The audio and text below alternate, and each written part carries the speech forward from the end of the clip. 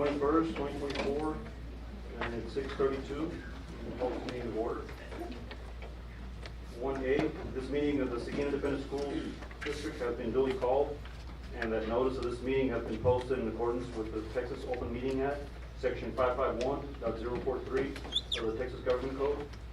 1B, we'll have the pledges, the United States flag and the Texas flag, followed by a moment of silence. Today, our Kaylee Dwyer, a fifth grader from Kankakee, will lead us in the pledges.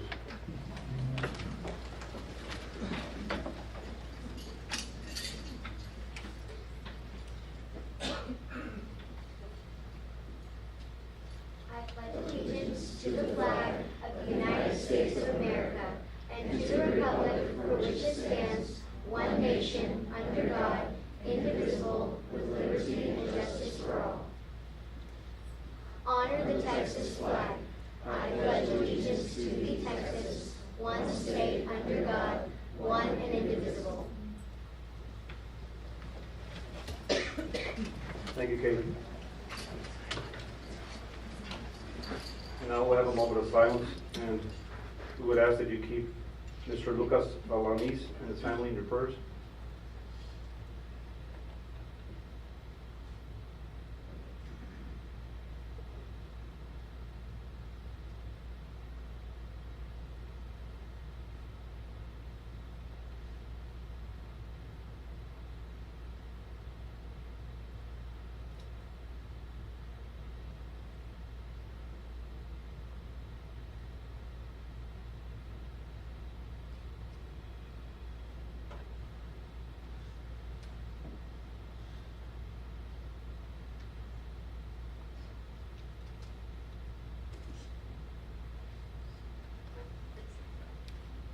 And now we'll move to item 1C, superintendent announcements.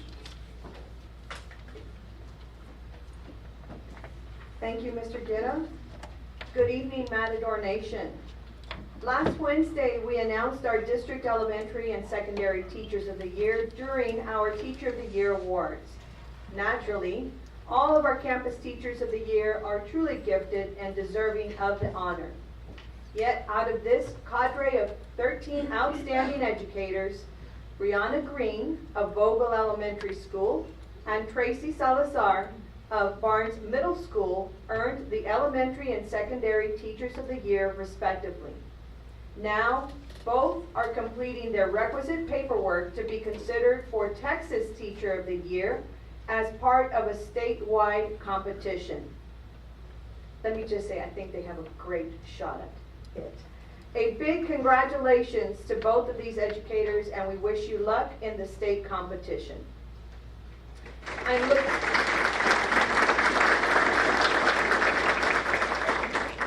I am looking forward to being a part of the celebration to honor the Seguin High School class of 2024 at the commencement exercises this Friday at Matador Stadium. Gates will open at 6:30 p.m. with the ceremony beginning at 8 p.m. In an effort to enhance safety, we will have a clear bag policy in place. And while we are all hoping for cooperative weather, we will use social media and our school messenger notification system if we have to change plans due to rain. Congratulations to our Matador class of 2024. Go forth and conquer. We are Matador proud of you. And while I am talking about graduations, we see our early college students here, and they will have their graduation ceremony on Thursday. Next week, Monday, is Memorial Day. It is a holiday, and after that, summer break starts for many of our students and staff. I want to thank everyone for a great 2023-2024 school year, and I wish all a safe and restful summer. It has been an honor to serve you. I look forward to your return on August 15th. And remember, it's a great day to be a Matador. Thank you, Dr. Levy. And now we'll move on to item 1D, board member reports. We'll start with Grace. I don't even know where to start or what to talk about. I have been so proud to attend all the events, especially with the students. I have seen so many wonderful things that the students have done, and I'm glad to see St. Philip's here. The group here from St. Philip's on their associate degree. That ceremony was very impressive. I think that was one of my favorites. It's just a grand thing that you start your college career already halfway there, or whatever, tech school or whatever it is that you're going to do. So thank you for all your hard work and dedication.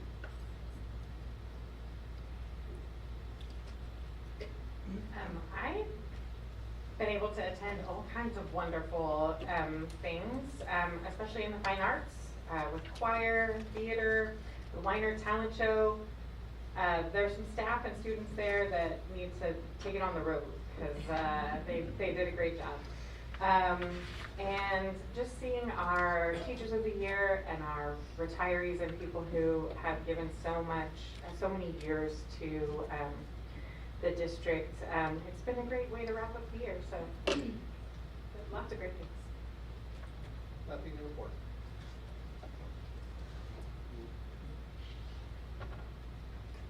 I don't have anything to report. Well, like Grace and Denise, there's so many things, right? It's the end of the school year, probably 4 or 5 things every single week this week, including this week. It's fantastic.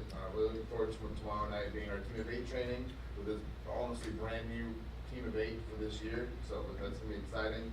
But I really want to say, for me, it was the CTE signing day. So much great work coming out of that program. The district partnerships with those organizations and those companies that are hiring these guys right out of high school, it's just fantastic. So I think that was the highlight for me, to see that these guys and gals were going on to another tech school or going right into the workforce, ready to rock and roll and be contributing members of society. Like, that's what we're doing here. That's what we're supposed to be doing here. K through 12, trust us with your children, and by the time they graduate high school, they're going to be contributing members of society. That's what we do here. And I just want to say I'm proud of that group of people, and I look forward to that experience in our program. Good evening, everyone. It's more so, I could probably count on my 2 hands what I haven't been to than what I have been to. A few highlights for me: I was able to speak at Breezemeister for their career day, and I'm just so appreciative that they laughed at my jokes, because that's important to me. But there's one thing that I've seen from attending fine arts presentations, to career day, to everything that I've been at. Most recently last night, the mariachi, what do they call it? Their showcase?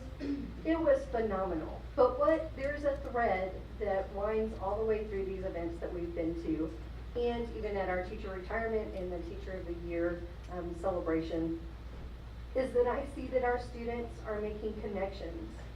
They're finding their way through school and through life, and I'm just so proud of our teachers and administration, because I can see that connection, and I can see through our seniors' eyes at these different events, because they highlight those seniors, just the tears of joy and sadness that they're leaving friends, but most importantly, the connections that they've made with their educator, with their teachers. Thank you, teachers and administrators, so much for caring and loving on our students. There's a lot of things that the world would have us see, that public school is under attack, but I see the good things that are happening in Seguin ISD, and I'm glad you're all a part of it, and it really is a great day to be a Matador. Thank you. I too attended several events this past month, and a couple of them that highlighted was the early college high school. It's a real good program, and also the teachers' recognition and retirement. It's always good to see them. You know, you can see by their facial expressions that they're ready to start retirement and have a good day. That's all I have. So we'll move on to item number 2, recognition, campus presentations. 2A, student, staff, board, community recognitions.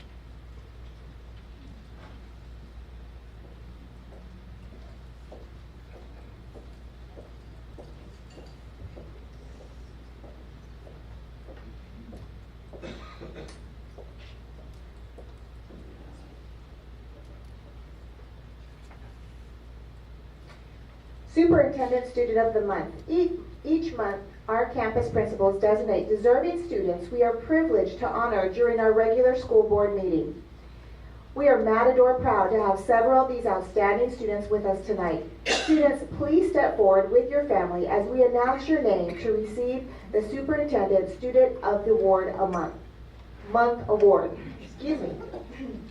Only when I get up here, otherwise I know all the words. Madison Keel. Madison is a 3rd grade student at Rodriguez Elementary School. Her teachers share that she simply loves school. She arrives each morning with a positive attitude and is ready to actively listen and do her best.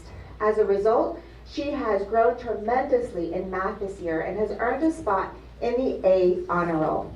In addition to being kind and helpful to all, Madison is a member of student council and exemplifies being responsible, respectful, cooperative, and safe at all times. She is also a leader out at the softball field with Seguin Little League and a member of Rodriguez Choir. Madison's parents are Maria Avalez and Dylan Keel. Congratulations, Madison.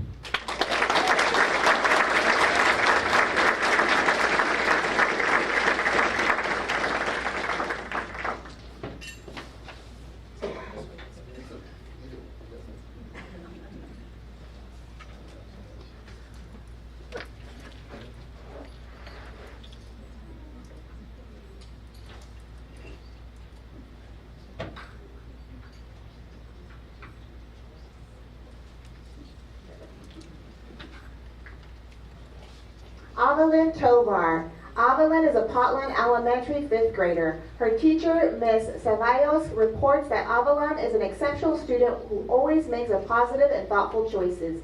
She has grown tremendously in her academics this year, providing that hard work and staying true to herself can lead to amazing achievements in the classroom.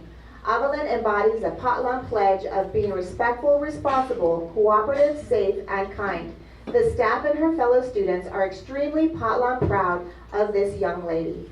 Avalon's parents are Christina Arce and Joe Tovar. Congratulations, Avalon.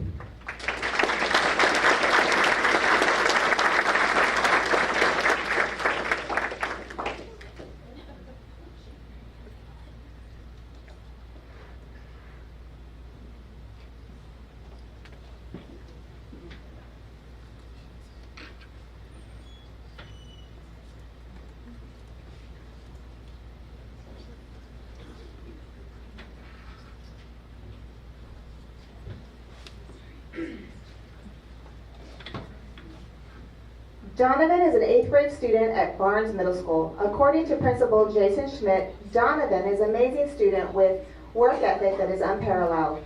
He comes in every day and gives 100% effort in everything he does. He is passionate about learning and is very dedicated in expanding his knowledge base. He is a role model for other students and always willing to help out others. He is respectful and kind to everyone and interacts with. Aside from his academics, he also excels as a saxophone player in the Tonador band and participates in athletics. He has a bright future ahead of him. Donovan, congratulations, Donovan. His parents are Henry and Christy Soto.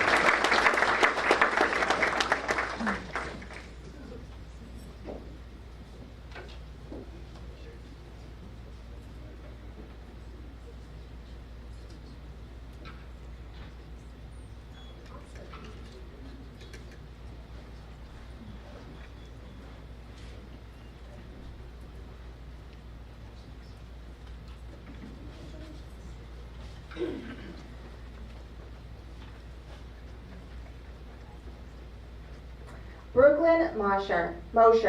Brooklyn is a 10th grade student at Seguin High School. Principal Christine Fetish reports that Brooklyn Matador mindset is contagious.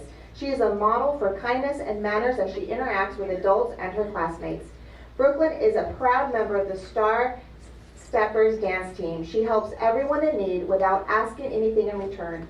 She exemplifies her giving heart and aspires to work with marine life as her career after graduation. Brooklyn's vision, coupled with her campus leadership and communication skills, encapsulates the Matador mindset. Brooklyn's parents are Kevin and Sierra Mosher. Keep shining, Brooklyn.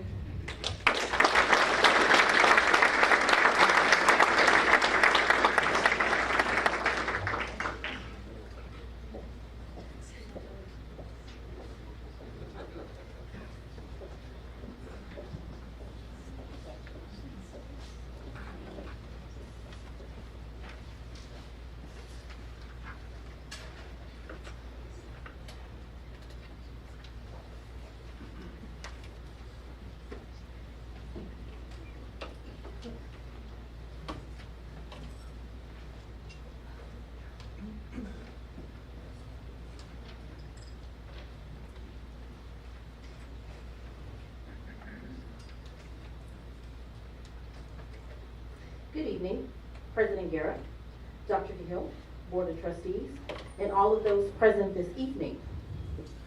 This particular time, I get the honor and privilege to introduce you to the Superintendent's Student Advisory Team. When I call your name, if you please come on up. Giovanni Mahadas from AJB, 6th grade.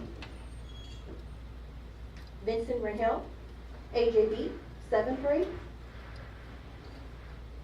Haley Benavides, AJB, 8th grade. Olivia Polanco, Barnes, 6th grade. Duncan Smith, Barnes, 7th grade. Prisha Patel, Barnes, 8th grade. Aiden Sandoval, Jefferson, 5th grade. Kaylee Dwyer, Kinnicky, 5th grade. Xavier Pardon, MBLC, 12th grade. Emily Meda, McQueenie, 5th grade.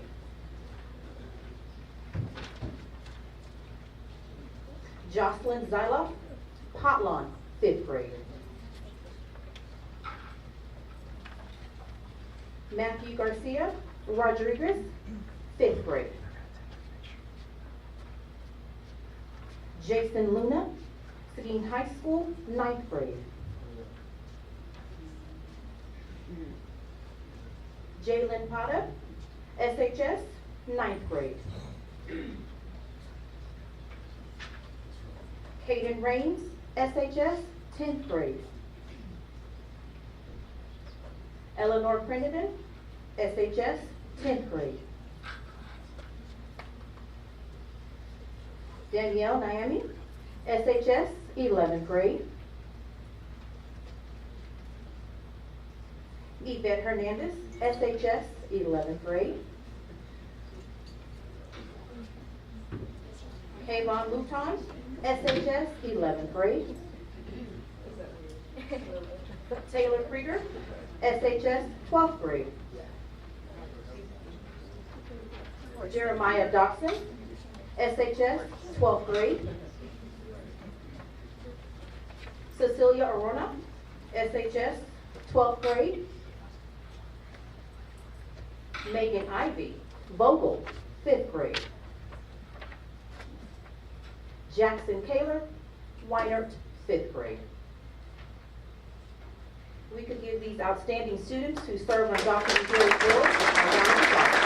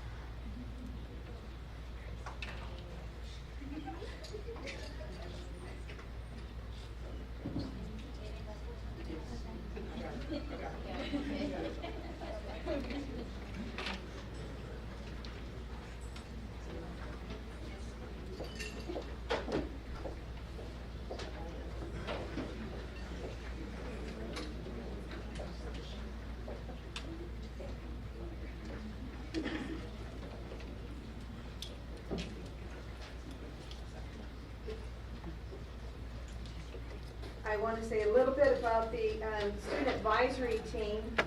The representation from all campuses makes this group truly inclusive and ensures campus voice for all.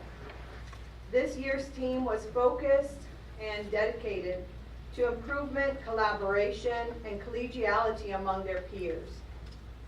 In our first meeting, the students drafted the ground rules for all meetings. The group was also asked for feedback for Seguin's leadership definition. By far, this was some of the best feedback we received. The culminating project was the second annual Family Bash and Movie Night, which took place on Friday, May 10th at the Matador Stadium.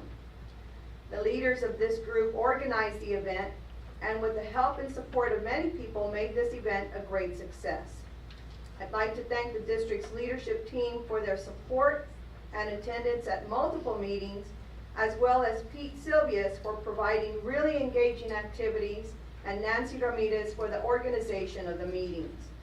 Although not all members were able to attend, it's a busy time, we were glad to read everybody's names.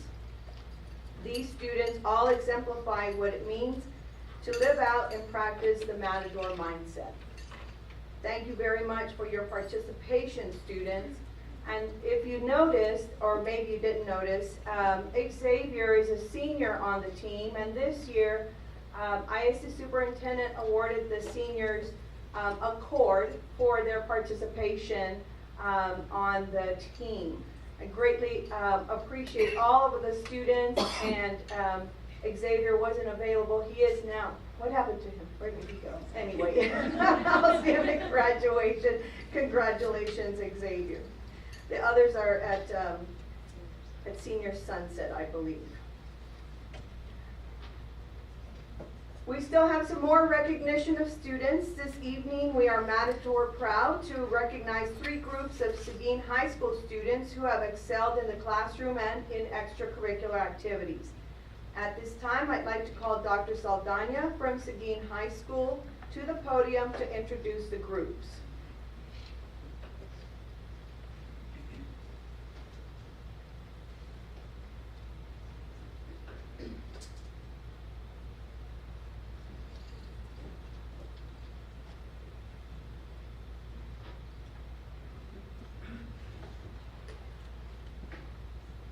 Good evening, Dr. Vigil. Our first group successfully completed one of the most academically rigorous programs at Seguin High School. As students in the early college high school program, they will graduate on May 24th with their high school diploma. They will also receive an associate degree, having earned the requisite college credits during their 4 years as Seguin High School students.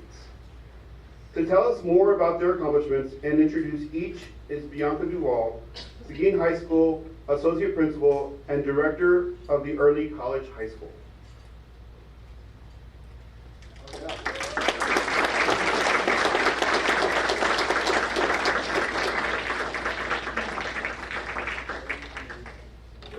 Thank you, Dr. Saldana.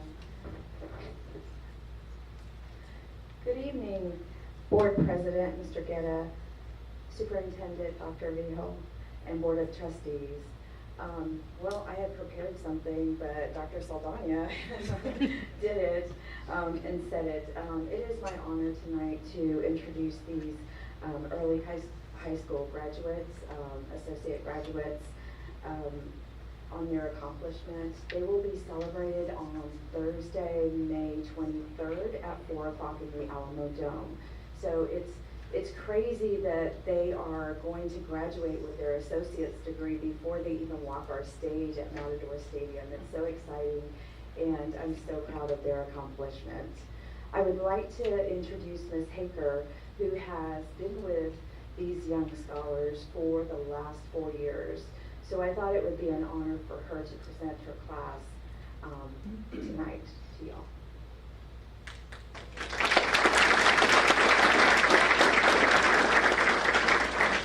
I am just honored to have been part of this journey that these kids have made. They have done awesome, awesome things. So, Alora Arevalo, Joe Arriaga, Sophia Atrion, Armando Avalos, Madison Cardenas, Aiden Cheshire, Emilio Delgado, Jacob Elliott, Alondra Espinoza, Isaiah Garza, Isabella Gomez, Kayla Hernandez, Jordan Johnson, Shelby Just, Hayden Key, Summer Lester, Kimberly Martinez, Samantha Martinez, Sophia Morales, Keanu Preciado, Logan Precord, Emmett Prim, Ryan Ramirez, Dominic Robertson, Jamie Thomas, and Hayden Young.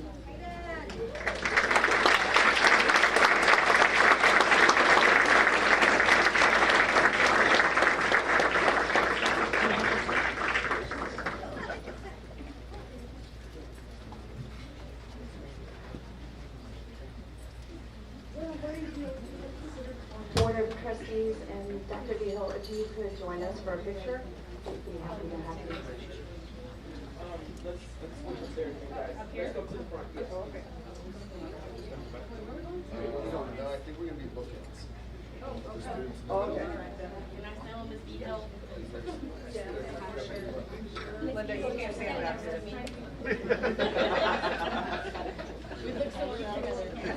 I'll remind her. I did.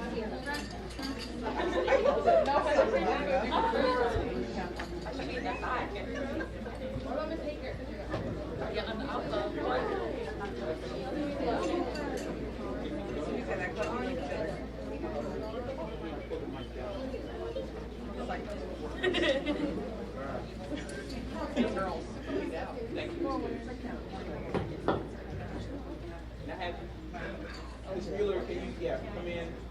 Can you guys next to, there you go, there you go.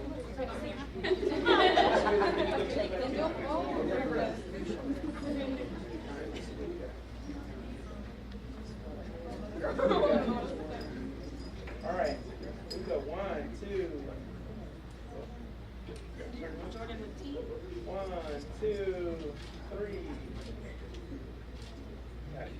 Thank you.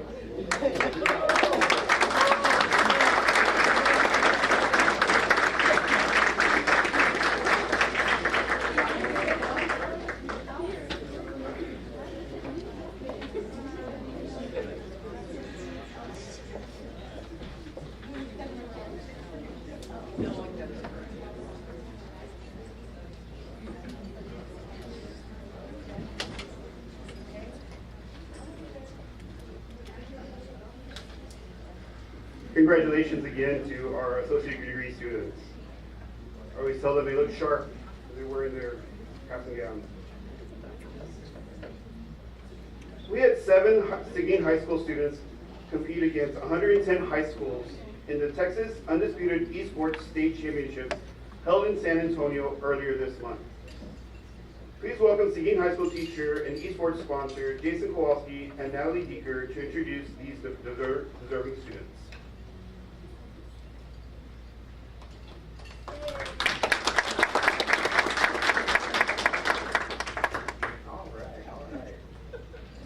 Hello, everyone.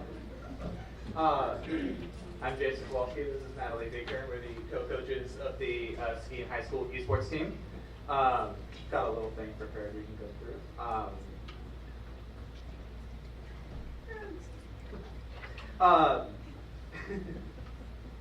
So esports at its essence, just for those who are unaware, this is kind of a new thing.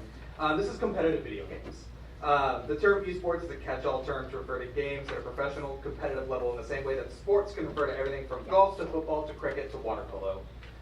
Players are often organized in teams competing various video games ranging from popular titles like League of Legends and Counter-Strike to sports simulations like FIFA and NBA 2K. These competitions can take place in arenas filled with spectators or online, streamed to millions of viewers worldwide.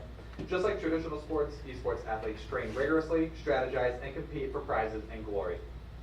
The Texas Undisputed Esports State Championships is the premier competitive event for high school esports in the state of Texas.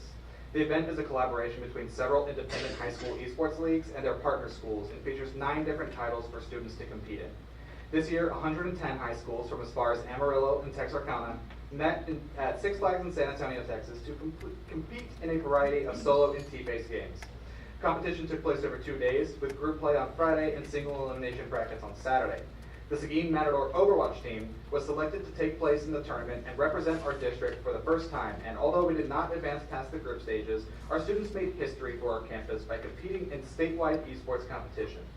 As the UIL continues to consider adding esports to its roster of sanctioned sports and activities, Seguin remains on the cutting edge of innovation by building a program of excellence and blazing the trail for other schools and districts in our immediate area to follow in our footsteps. I'd like to introduce my 7 players for you tonight. Those players are going to be Mason Chandler, Sebastian Simonsoff,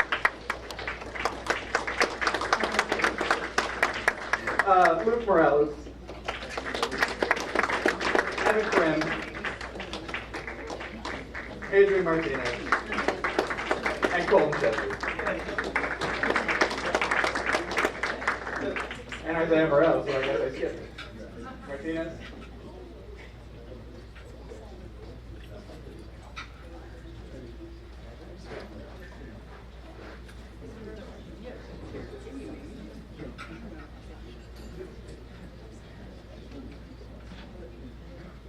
Just as a final thought, for this group, it has really been a privilege and a joy to watch them grow.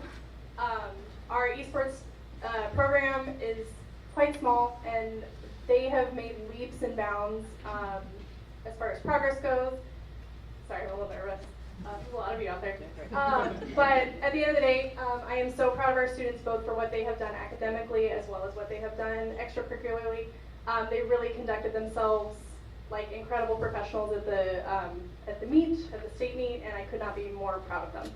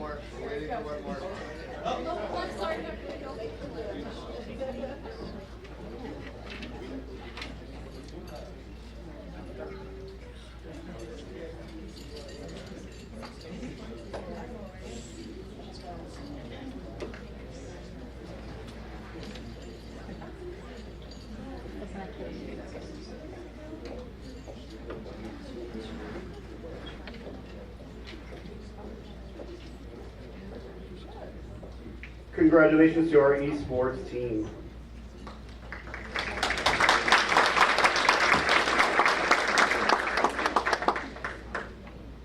Six Seguin High School student athletes competed at the 2024 UIL 5A State Track and Field Competition meet held earlier this month in Austin.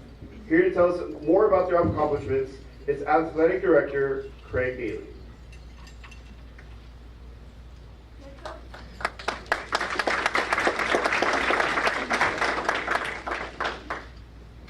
Good evening, President Garrett, Dr. V. Hill, and Board of Trustees. Tonight we're here to celebrate the awesome success of these coaches and all these athletes on their very successful record-breaking season.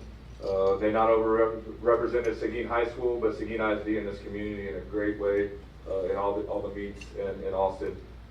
They culminated at the state track meet, one of the greatest track venues and biggest track meets in the nation at UT Austin. First up, I'd like to introduce our sprinters and our relay coach, Clifford Cruz and Brandon Parmars.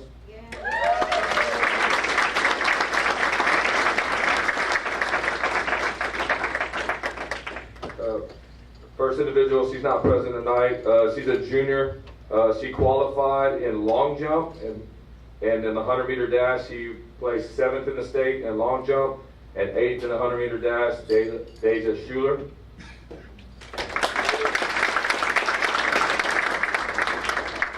The next individual event he's a junior. He placed 5th in state in the 100-meter dash, Nick Henry.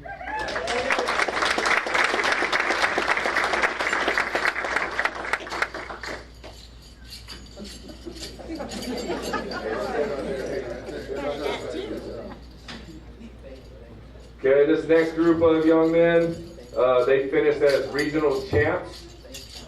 They placed 6th in the state in the 4x200 meter relay. Junior Ocean Moreno.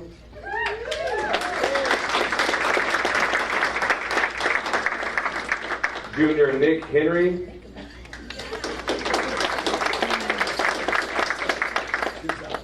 Senior Caden Holt. And junior Sammy Bodie. And junior Colton Singerhausen.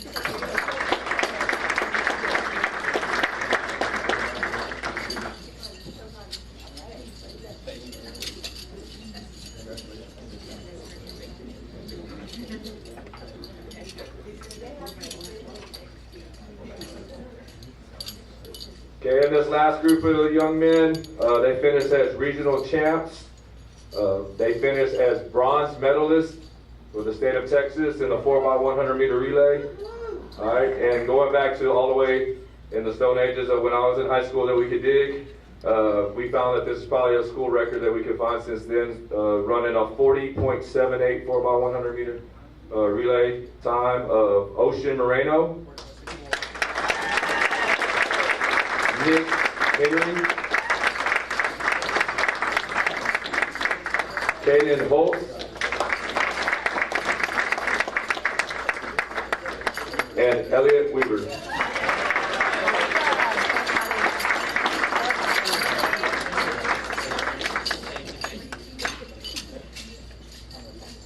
Elliot's a sophomore, sorry. So since he's here, also Caden Holt signed his letter of intent to continue his education and his baseball career at Our Lady of the Lake in San Antonio this morning. So,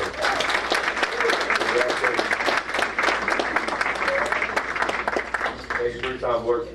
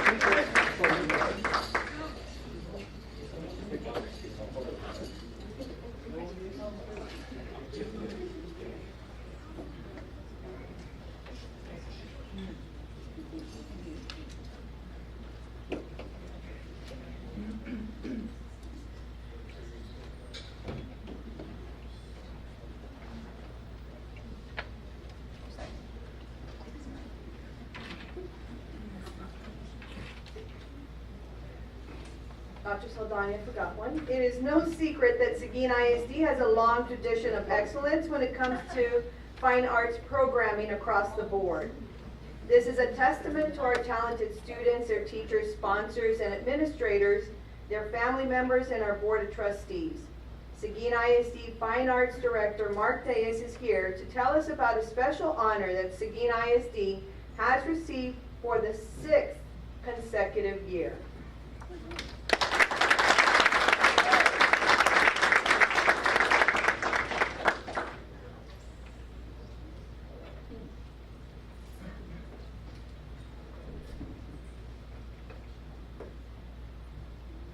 Good evening, President Guerra.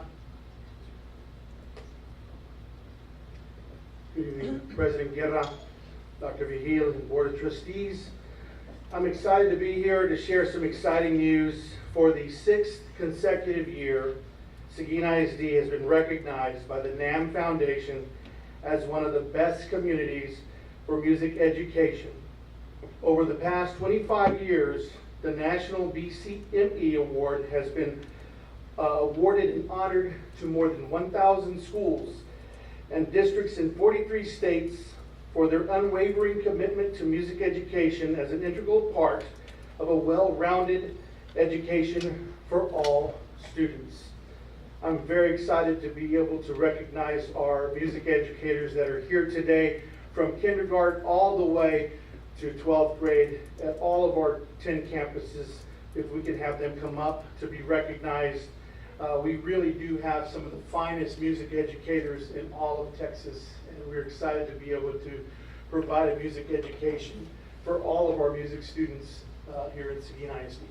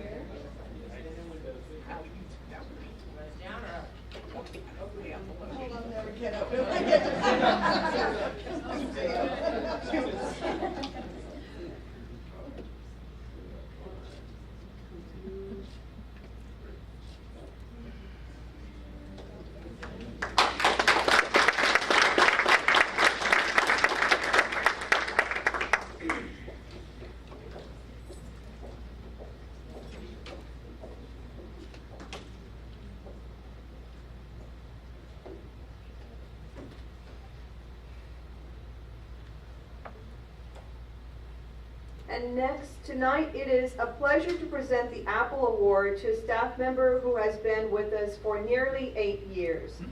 While some may say that his work is behind the scenes, he is a respected leader who utilizes his skills to ensure that our students are cared for each day. He and his team are responsible for our students' well-being when it comes to having the opportunity to eat a healthy breakfast and lunch 5 days a week throughout the school year. Even during the summer months, he works tirelessly so that our families can take advantage of meals as part of the Seguin ISD summer food program. His positive attitude is contagious, and he is always quick to take on any task with a smile. Seguin ISD is fortunate to have leaders that are as caring and passionate as tonight's Apple Award recipient. Let's have a warm Matador applause for our Seguin ISD Director of Child Nutrition, Jacob Galvan.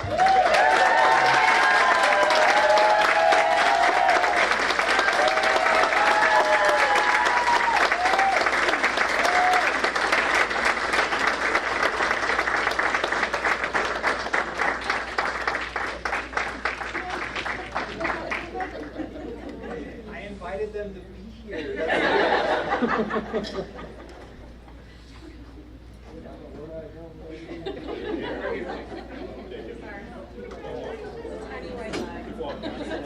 Little white lie, right? Yeah, keep right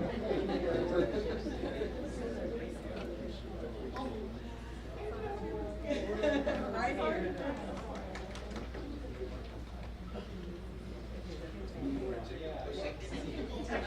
Yeah, can I go, can I do the round? I'll do that. Come back. Mr. on the floor. Mr. Ryan, thank you so much.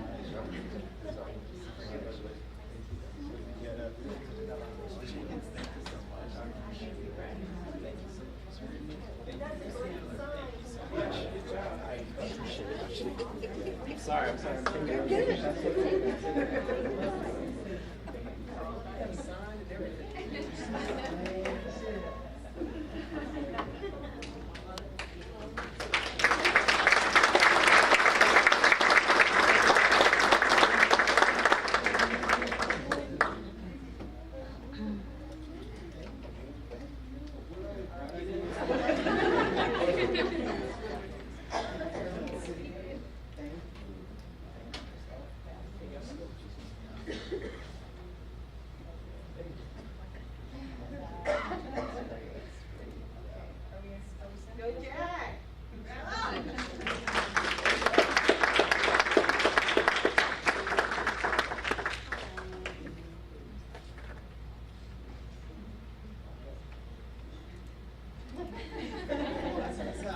invited my department to be here, and so I maybe a little bit invited, but I couldn't be here without them, without the support of all of you, without an amazing team that's allowed me to do a great job and be successful and try to make a difference for the kids. And I hope all of you got all of your UIL awards because of our great meals. Y'all are wonderful.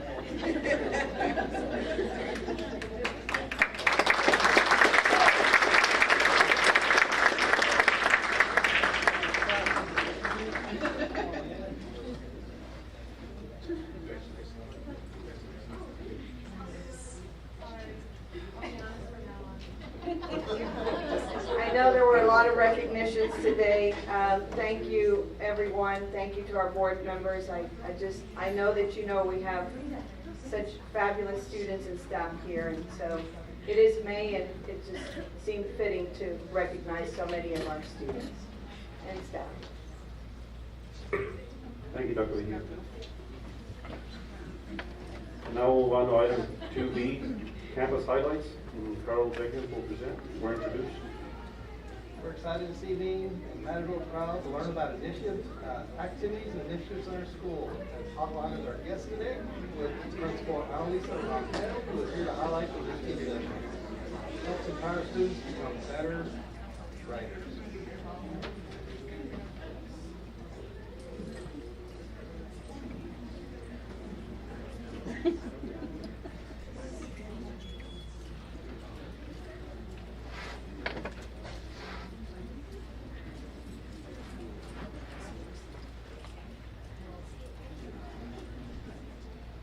Okay, thank you, Dr. Behiel, Mr. President Guerra, and, sorry, Okay. Thank you, Dr. Behiel, President Guerra, and Board of Trustees. Tonight we are going to highlight our writing initiative that we started this year and will continue next year. It's titled Pollen Has the Right Stuff. So I'll go ahead and get started. So one of our campus initiatives this year was to focus on writing. So why are we focusing on writing? Is analyzing our STAR scores from 22-23, we saw a need. So we decided to dive in and how to fix that need. So when we got our scores back from the previous year, we analyzed them, every single writing sample, and what we realized is that the students were scoring 0 because they were not addressing the prompt and they were off topic. So we decided to tackle that. And another reason why we're focusing on writing, for many years, writing was only tested in 4th and 7th grade and then once in high school. So our 3rd and 5th graders weren't used to the writing exam. That's something new that the state has entered. Writing is a life skill that is needed in every single job. So that's also a focus. And then it ensures, I don't know what kind of happened, ensures academic engagement. So we developed a writing plan. So that writing plan involves setting up a safe environment that promotes writing. Some of our students don't like to write, so we need to make that it's okay to write, it's okay to make mistakes. Every writer makes mistakes. There's many drafts before it makes it to the actual publishing table. We're utilizing a text structure called RACE, which stands for Restate, Answer, Cite, and Provide Evidence. All subjects at my campus incorporated writing, from math, science, and social studies. And then we collected samples once a month, and that was from kindergarten through 5th grade. We took them to our PLC process. We analyzed what was good about them, where were some areas of need, and the teachers developed plans together to address those needs. With an action plan, and our portfolios were collected to see the growth from the beginning of the year till the end. And then we shared strategies during PLC and faculty meetings. So some of our writing celebrations, we decreased the amount of zeros from 3rd, 4th, and 5th throughout the year on their module assessments. We saw less and less. All students are writing. I go into classrooms, nobody's sitting there with nothing to write. They pick up the pencil and start to write. They have increased their confidence, and teachers have become more knowledgeable on the writing process. I do have 2 graphs there. So we analyzed our STAR data from last year to our benchmark data, and you can see we, on the writing teak composition, for the completion of that, we increased with the exception of 5th grade Jewel, but the second chart says overall, though, we made increases, a 23% point gain from 3rd to 4th and a 5% point gain from 4th to 5th. So I have Ms. Jackson here, who's one of my wonderful 2nd grade teachers. She's going to speak from a teacher perspective. So according to research, students often develop negative attitudes towards writing, for one, because it's a complex activity, and also they have discouraging experiences. Students also develop negative attitudes because teachers emphasize the writing rules of grammar and punctuation. Unfortunately, those writing experiences that students have are often linked to the classroom. Research also states that students, if they're given an opportunity to free write, that students will write. Students would prefer to write about something that they are interested in. I had the privilege of starting my master's program at Texas State University in educational leadership. My action research is titled Increasing Writing Achievement, and this school year I have worked very closely with Ms. Rangel to understand our campus needs. In my classroom this school year, because I have been reading so many articles, I wanted to test the research to see if it was true. And so every day I started free writing in the classrooms, and the students want to write. At the beginning of the year in September, the students did not want to write, but as we wrote every day and I let them pick their topics, students are loving to free write. And those kiddos who only had a sentence or two are now writing paragraphs, or the kids where I was basically writing what they told me, they are now writing words on the paper. Some of those friends, does it make sense? No, but they're able to explain exactly what they want on their paper, and they're able to write some of those words on their paper. What's happening next year, my action research, we are going to implement it. We're going to put it into action across the campus. We are going to utilize writing journals in all classrooms where students will free write for at least 10 minutes a day. While the students are free writing, the teachers will also free write so that students can see what's going on in our lives. Because when I started writing, the kids wanted to know what's going on with me also. So they enjoy me sharing my journal and also them sharing their journal, because that's a part of creating a positive writing community. That's it. Thank you. Thank you. So our prompts and techniques, those are just some examples of the level of complexity for 3rd grade and 4th grade, and they're looking at writing compositions, and I did list that teak where we made those gains, 23 points and 5 points. But they have to, it's not straightforward, write about whatever you want. But the more they write, and that's what writing in journals is, it's going to make it easier when they have to do those prompt-based writing. So writing in action, that's the rubric we use throughout PLC. I have a picture of our teachers analyzing writing, which we did at least once a month in the PLC process. There's the example of races strategy that we use campus-wide, and then we have some kids using that strategy in their classrooms. So as you can tell, you can't really see from the picture, but I have all 441 portfolios in my office of how they increased from the beginning of the year till the end, and extreme growth. You walk into the classrooms and they're writing. So our next steps is we're going to continue this for next year. We're going to implement Ms. Jackson's action plan. Journal time will be incorporated. Gretchen Barnaby is a Texas writing guru. We'll be attending her training. All of our strategies and journal writing is up Gretchen's alley, so we'll be doing that. Ongoing professional learning. Something that we're going to do differently besides the teacher tracking their scores, I'm going to have the students track their writing scores to get them excited. We're already turning it in, so maybe a writing competition, maybe I'll be some judges, or a writing competition, and then we're going to incorporate it writing into GT, library time, and counseling time as well. So thank you. Do you have any questions for us? I don't have any questions, but I want to say, before I was on the board and before I knew Annalisa, I would hear about this 4th grade teacher at McQueenie who was magical. a magical writing teacher. Like, how did she even do what she does? And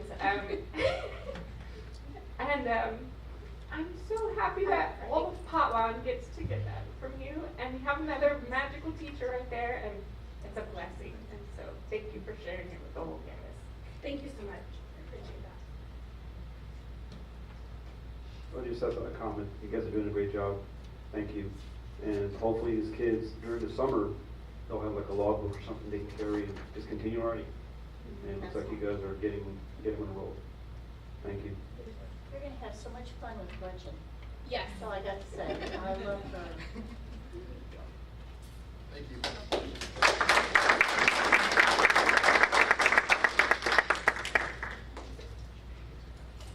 So now we'll move to item number 3, which is items with the board, and no one signed up today. So we will skip that section and move on to item number 4, reports and information items. We'll begin with 4A, demographic study presented by Zonda Education and Liz Oaks.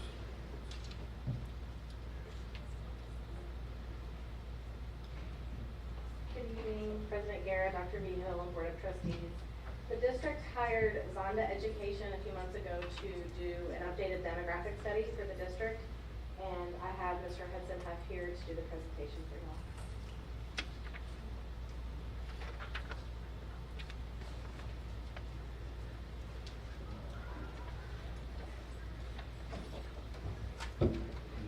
President Garrett, members of the board, and Dr. Vigil, thank you so much for the opportunity to be able to be here with you tonight.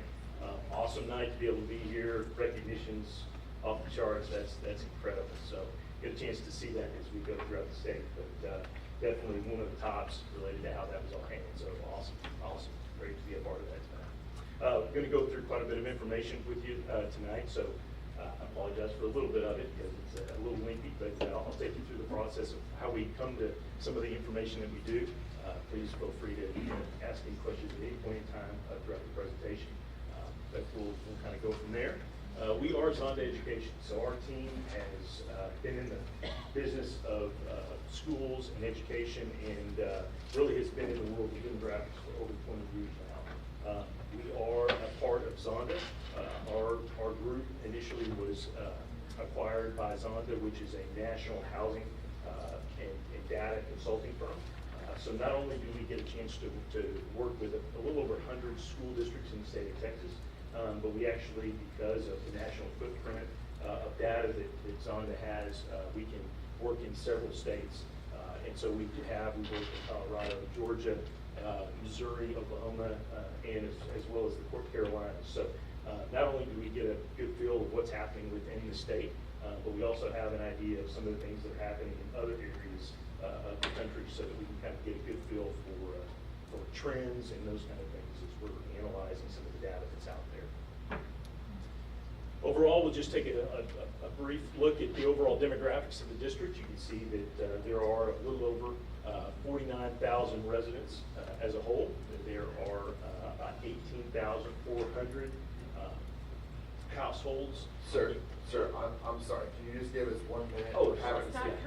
having No, some that's technical okay. difficulties real quick. Absolutely. This is a really important presentation, and I know all the board members really want to follow along with you, so if you can just give us just a minute so we can get it all squared away. Thank you. That'd be fantastic.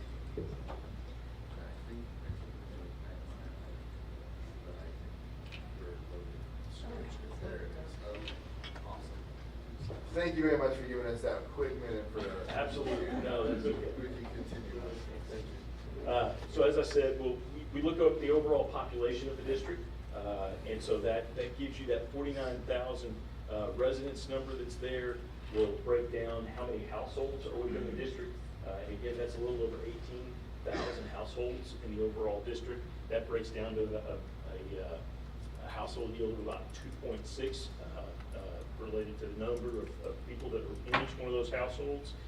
You'll actually see down below, we actually have a breakdown of your generations within the population. So you can see your greatest generation, your oldest generation that still lives in the community, still very, very strong at 6.1. Your largest overall percentage of your community is still your baby boomer. So again, that's still there at that 23, almost 24%. Again, actually your second highest is actually Gen Z, followed by your millennials. So kind of in that 20% range there, right there. You can also see kind of a breakdown in the bottom, references the age of your housing. So you'll have about 25% of your homes that are kind of dated prior to even 1970. So as you continue to grow as a district, those percentages related to those older homes do shrink quite a bit, but we'd like to highlight that. And again, your overall median age within your overall population is a little over 40 years of age currently right now. So we'll just touch on a little bit of what's happening in the overall economic picture. So the state of Texas has been extremely strong related to the overall economy. Locally, you've got a very strong unemployment rate of approximately about 4%. That has, of course, it spiked around that year of COVID, but then it has gone down significantly since then. So a number of companies moved into the state. So job growth has been extremely strong, and you can see that your overall local unemployment rate has been relatively low. And again, we kind of tie that to a strong employment market. Those kind of things are also point well to a strong housing market. So those two things really correlate and go together. We take a look at what's happening related to the overall enrollment picture in the state of Texas. Not a surprise, we had about 122,000 less students in that year of 2021 related to COVID. So quite a few students and families, because of the situation we were working through at the time, weren't in classrooms that specific year. As we got into 21-22, you can see that we would have expected a large number of that 122 to come back, in addition to some of the population increases that we were seeing at the time. You can see that we had around that, a little over 50,000 students that came into classrooms in that 21-22 year.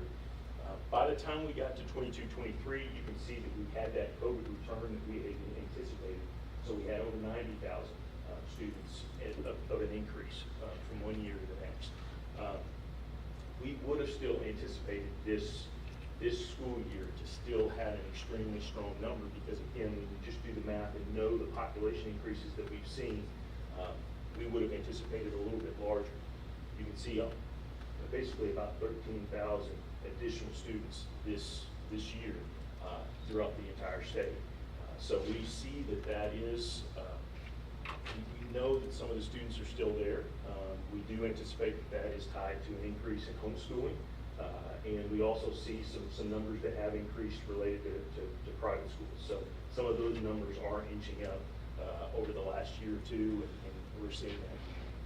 We would still anticipate, based off of all of the trends and information that we have, that we should still continue to see positive numbers in the next several years. And again, we would still expect, if you look at the overall trend, somewhere in that range of anywhere from about 30,000 to 45,000 additional students year over year. But again, because of some of the conditions and things that are out there in the state that are being discussed related options, we're really analyzing all of this information year over year to see what changes are going to be taking place based off of some of those policy decisions that are making to take place in the next several years.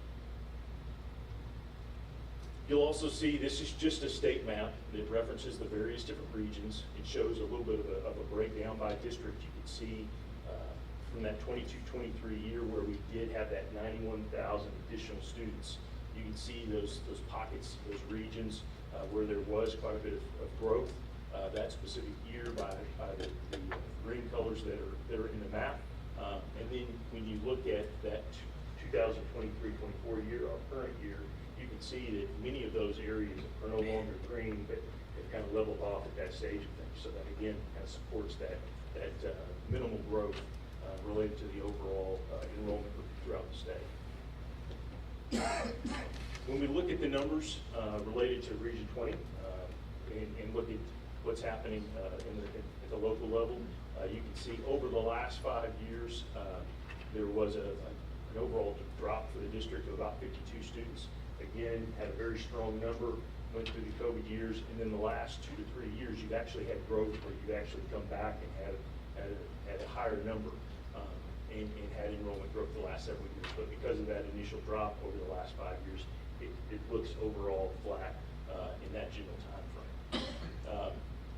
You can see this year you did grow by about 75 students, but when you look at what happened within the overall region, you did see quite a significant drop related to the overall Region 20 area, related to about 4,000 less students within the overall district. So definitely in core areas of San Antonio, similar to what we see in the Dallas-Fort Worth Metroplex, Austin region, you are seeing kind of maturing in certain regions of those metro areas, and so you are seeing an enrollment drop in those specific areas.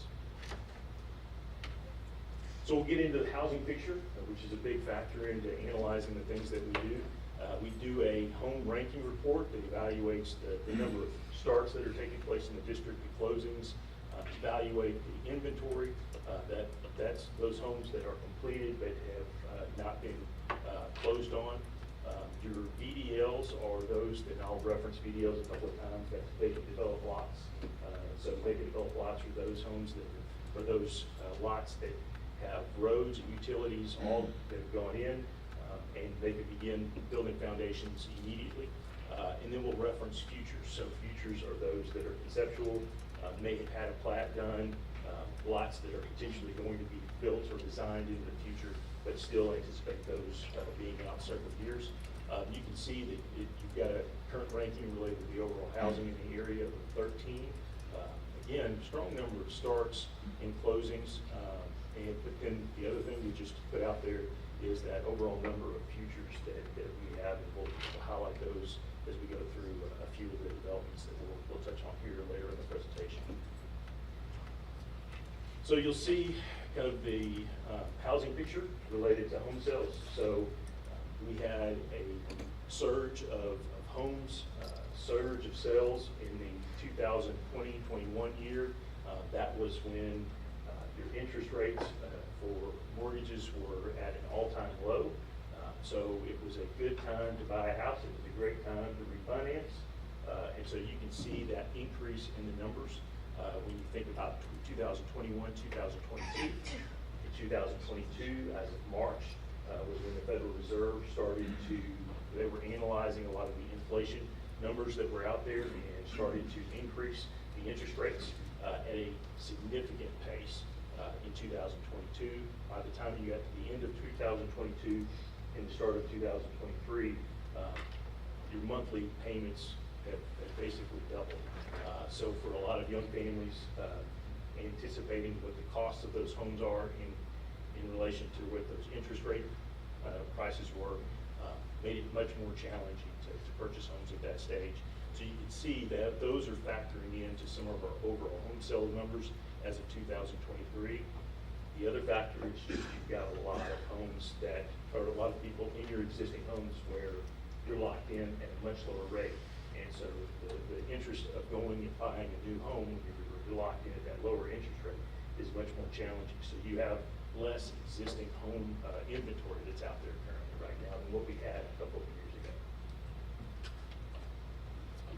Also, we'll point to kind of the overall increases that we've seen related to home prices. So you can see a fairly significant increase, not only in the new home pricing that's out there of an increase of over 85,000 in that new home market.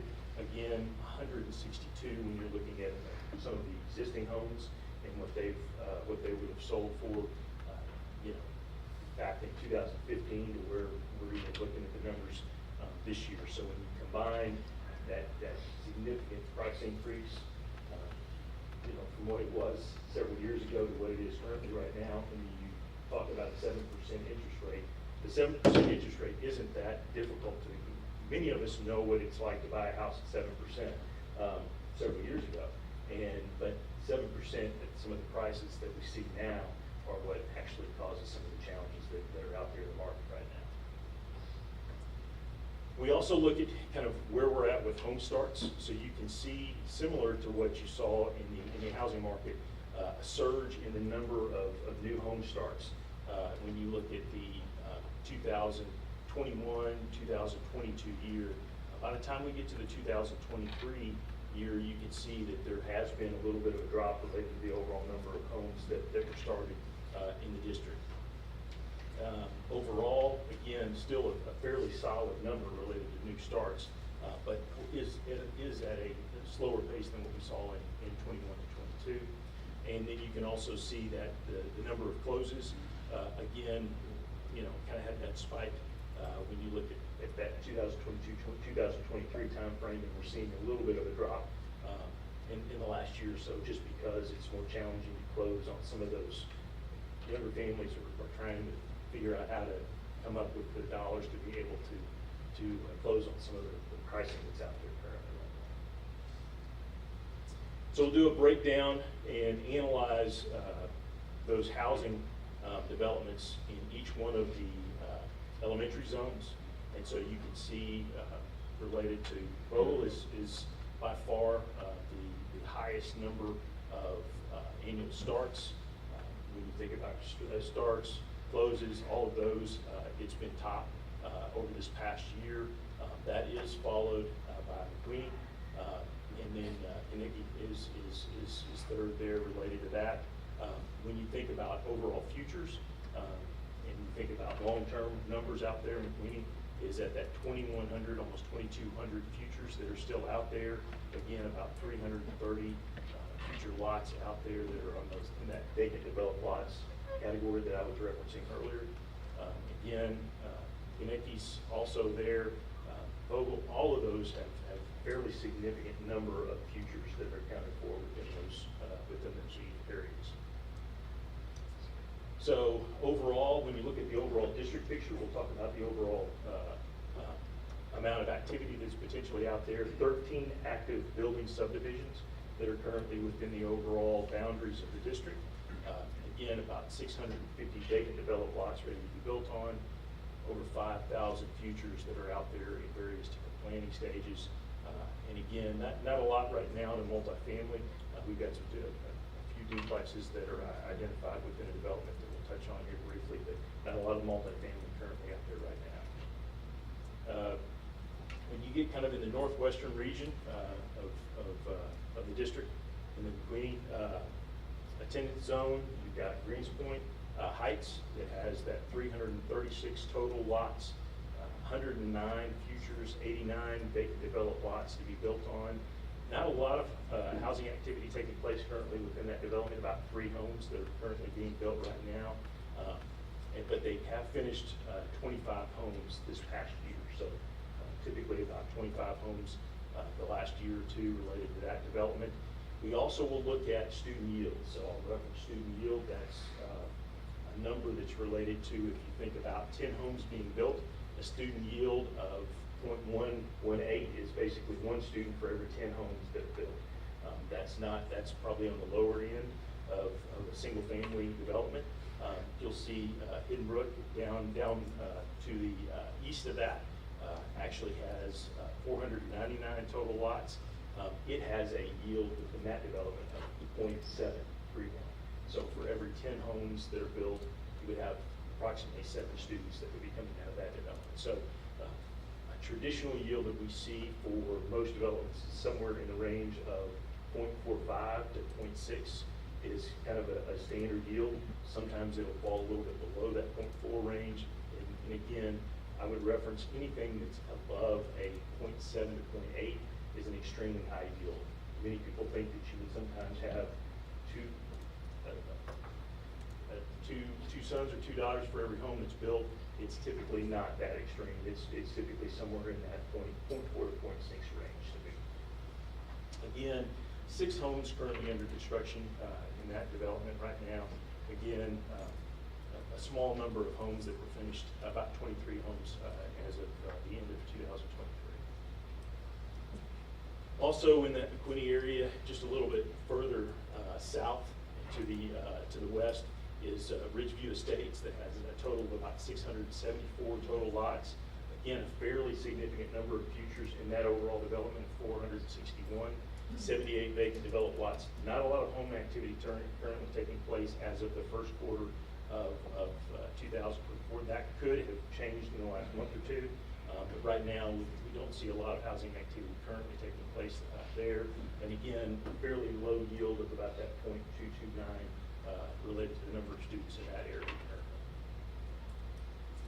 Guadalupe Heights, you've got 276 total lots, 137 futures that are out there for that, 59 that are vacant developed lots ready to be built on, and again, 13 homes currently under construction with a student yield of 0.288 in that area.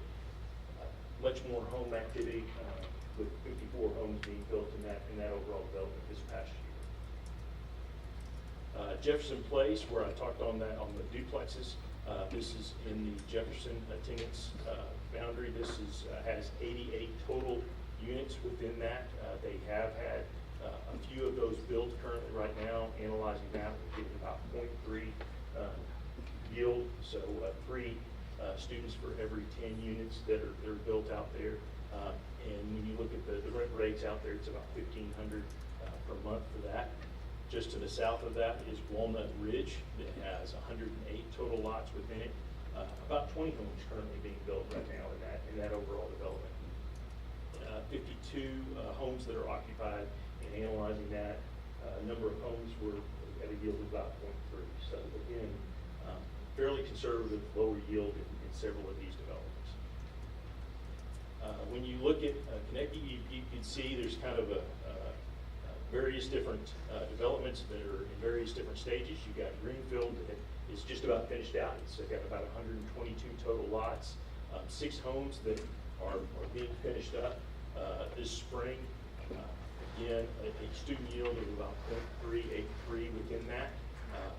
You take that being close to being finished out development and move over to the Nolte Farms. That's a fairly new development, so it's got about 200 total lots within that, 123 future homes, and again, 2 homes that have started in that. It's very, very early in that development currently right now. And then you've got Park Terrace that has 350 total futures that are referenced there, as well as McQueen Point that has 353 total futures that are kind of in that early planning stages currently right now. Still, we anticipate this being a few years out before those developments kick in.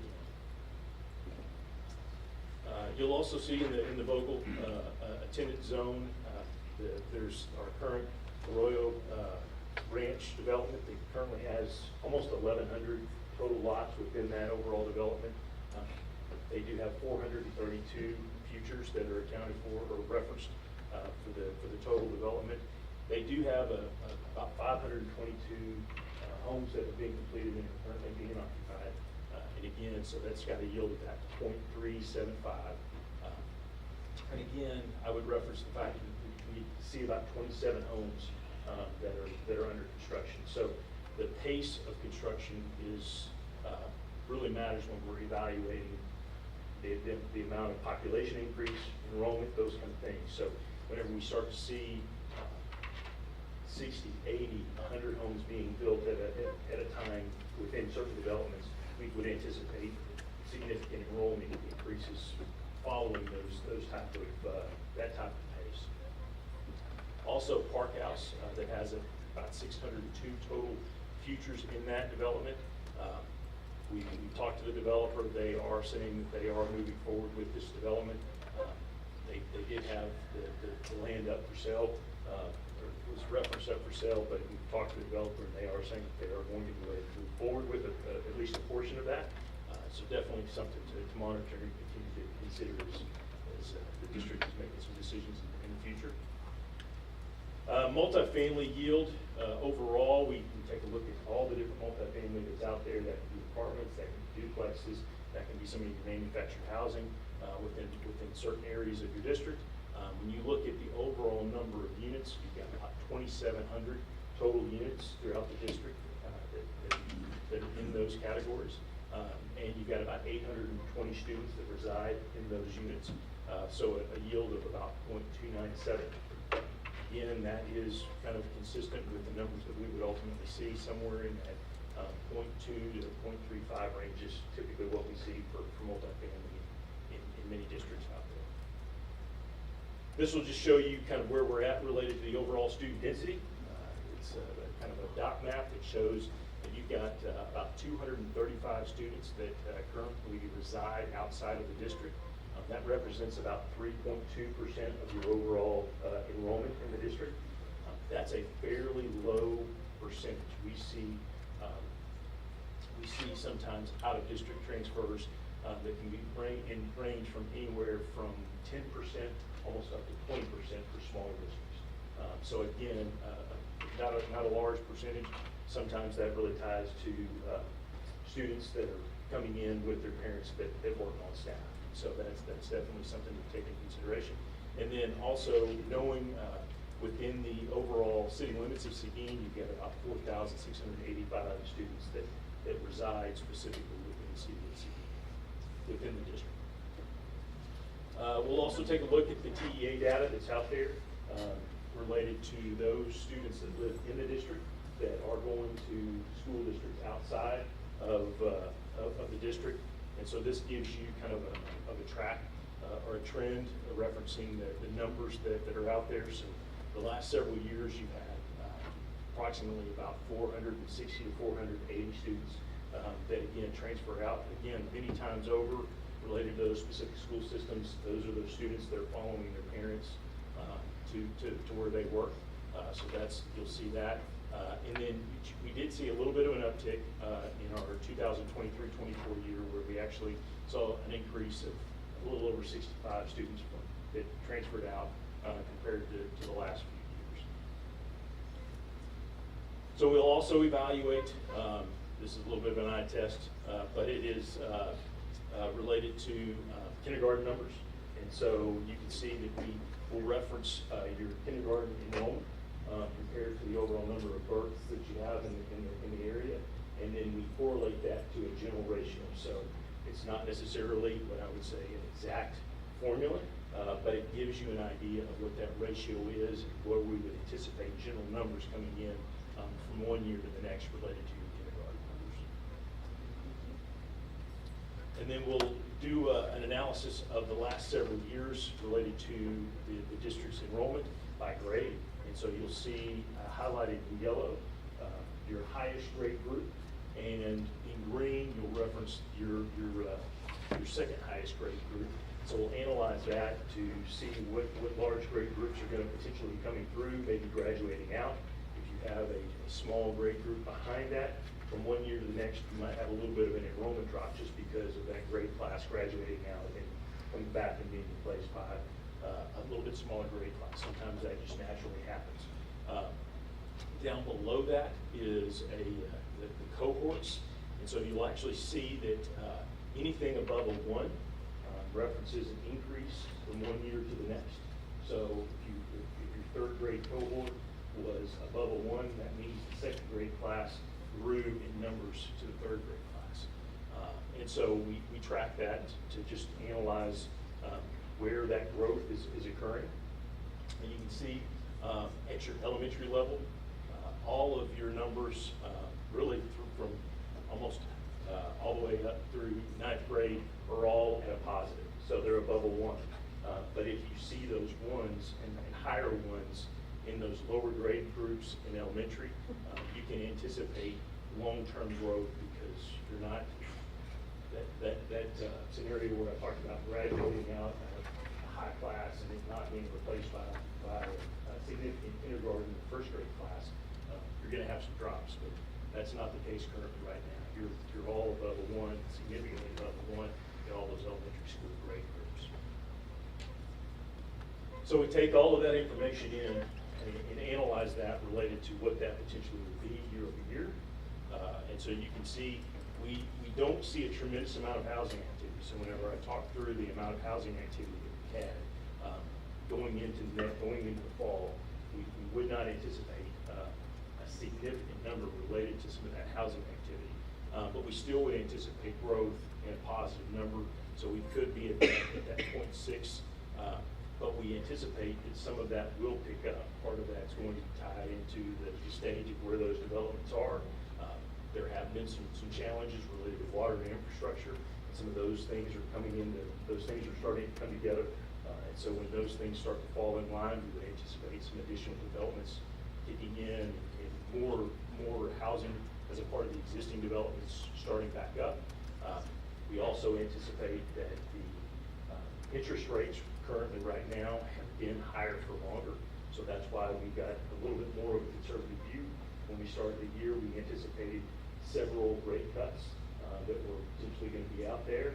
And that has changed drastically as the Federal Reserve and others have monitored kind of the current inflation numbers that are out there, which have been higher and a little hotter than what they initially anticipated. So that has slowed the discussion about a potential rate cut or a series of rate cuts this year.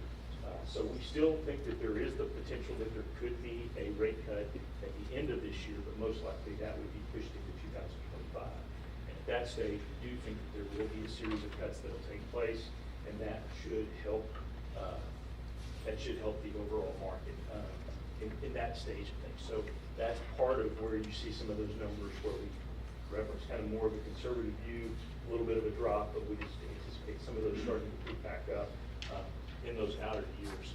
And again, when you think about where you're at by 2028, we still think that you're going to have some positive numbers that are going to be out there based off of the overall number of futures that are out there. So it could be at that 7,900 range. And again, 10 years out, that you could get up to that 9,300 student total out there, again, with a fairly conservative growth view of anywhere from 2% per year to about 3 to 3.5. And then we look at where you're at with all of those grade groups and what that means for your individual campuses. And so you do have strong capacity in several of your campuses, but we do know, based off of some of the challenges that are out there with the developments that are in those specific attendance zones of Vogel and Kaneki, that those are the two campuses currently right now where we would anticipate even going into next year some capacity challenges at those campuses. With the middle school, high school, you still have capacity based off of your current capacity numbers right now and where we anticipate those numbers would be. Again, that by the time we get to year 5, 6, 7, the housing picture could change and that could shift some things around, but right now, based off of the pace that we're seeing right now, this is where we project those year-over-year numbers to be. So overall, again, positive enrollment number of 73 additional students from what we had last year. Are seeing some slowing related to the overall housing picture from what we had from the previous year. But as things kind of ramp up, there are quite a bit of vacant developed lots that are now ready to be built on of 600. We've got 5,000 that's out there. Not a lot of multifamily, but again, overall still anticipate an overall positive picture related to overall enrollment of around 7,900 students when you think about 5 years out, and then potentially could get up to that 9,300, 9,350 range by the time you get about 10 years from now. And I'm going to borrow what she said at the last presentation, and that's it. That's all we got.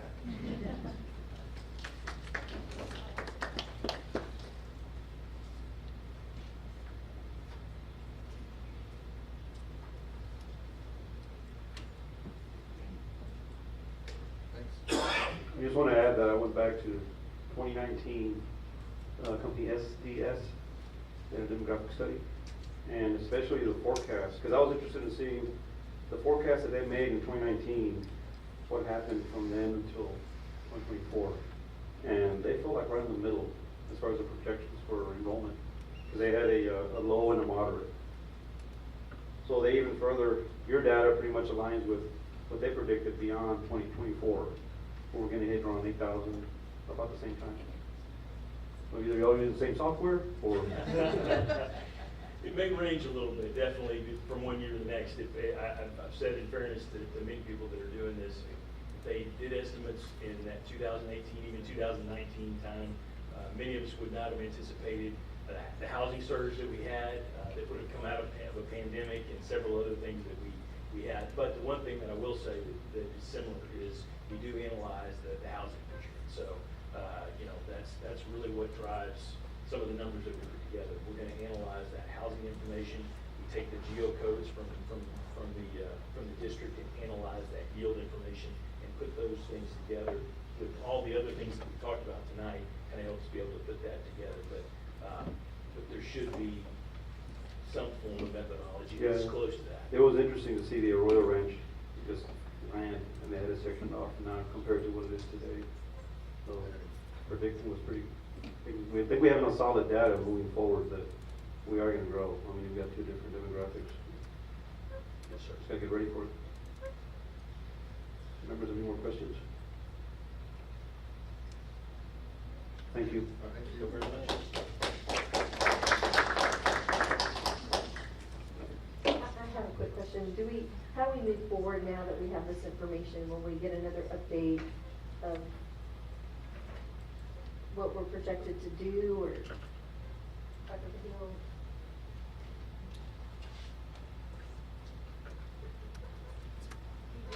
We do have on the agenda a closed session item for you to talk about these.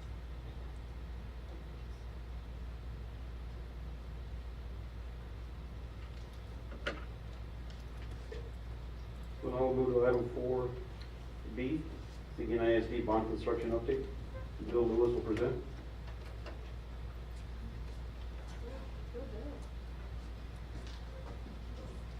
President Guerra, Dr. Hill, School Board, thank you for having us this evening. You can see I have the standard technology director tie on. Part of our uniform. Going to give you a brief update on projects that are going on fast and furious. First of all, let's talk about HAB. We've been long talk about HAB going forward. Punch list is in place, crossed off a couple things that were updated since I wrote this a couple weeks ago. I can report that there is progress being made. We're having regular meetings. We have one tomorrow to make sure that they're checking the boxes and getting things done. There is progress being made on the items that we want to see get done. So it's not in the clear, it's not in the blue. We're still pursuing that and staying on top of them to meet their obligations to finish this project in the way that they're supposed to according to documents and design. So that's ongoing. But we are seeing some positive progress in this piece. Fall Early Childhood Center, we have a 100% completed project over there. Time I wrote this, we had closeout documents are in progress, final pay app is coming. Staff can occupy the space, and the furniture is scheduled for next week to be delivered to the campus. So that project is in the ending stages of that, and it's starting to be used by the staff. It turned out beautiful. It looks just like a great extension of the previous building with the color schemes and the looks that you're seeing. Of course, Taylor did the original. We redid Ball back in 2010. They were the contractor on that one. So it all matches, beautiful building, got 4 great looking rooms. Did a good job. Transportation design documents are complete. The construction documents are in progress. We're still on target for an August bid date. We have a meeting with the city tomorrow to go over the plans, meeting with them to make sure they approve and moving forward on those. But we're still on target for our bid and our construction time there, transportation. Ag facility. Sometimes people are asking, why is this not done? Why isn't this going up? Well, we're not just building a barn.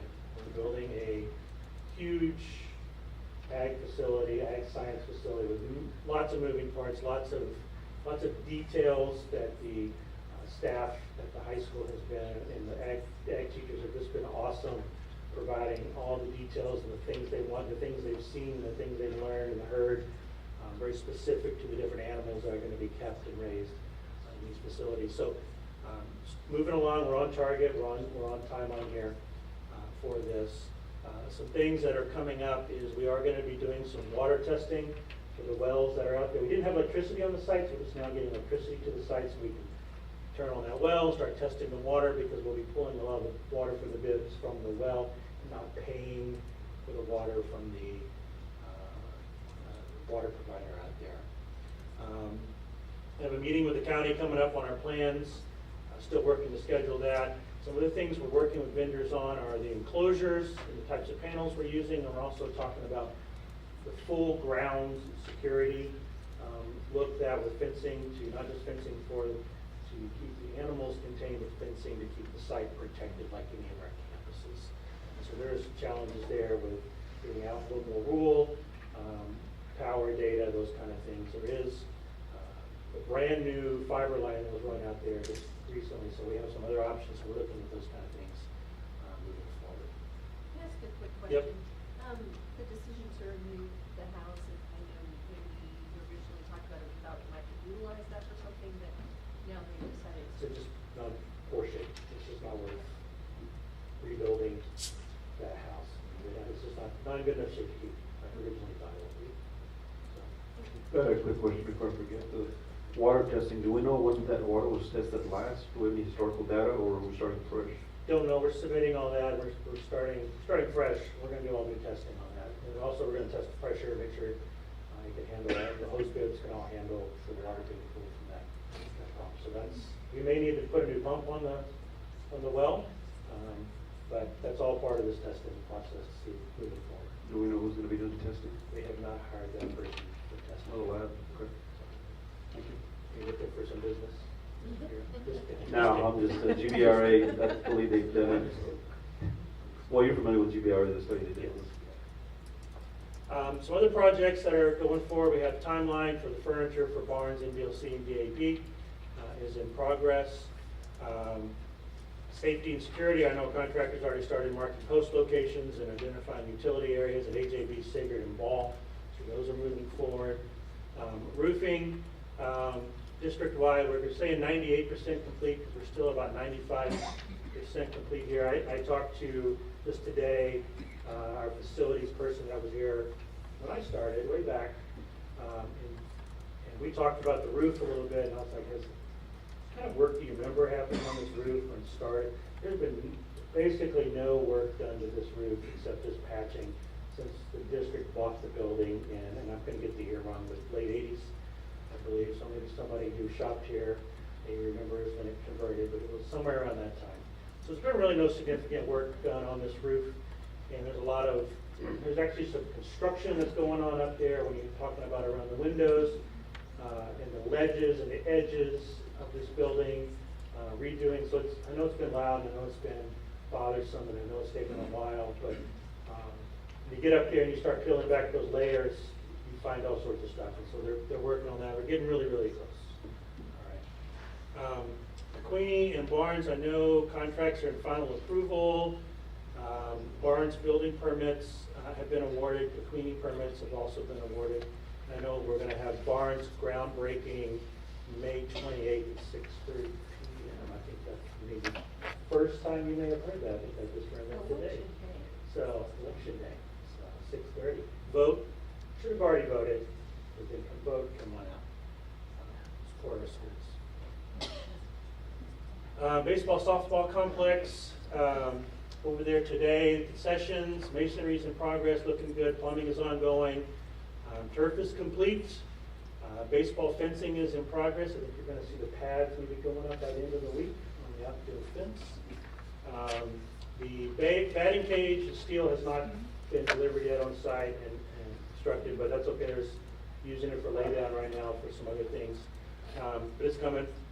That'll basically be what the month of June is going to be doing, is putting up the batting cages, the buildings. Sidewalk work has started with all the flat work. I'll show you a picture here. That went up today, and there's going to be a lot more concrete pours this week. Good week for it. Do have, not really a holdup, but we have the main electrical panel for the site is not back ordered. It's not going to come in until later, but they have worked out a temporary solution.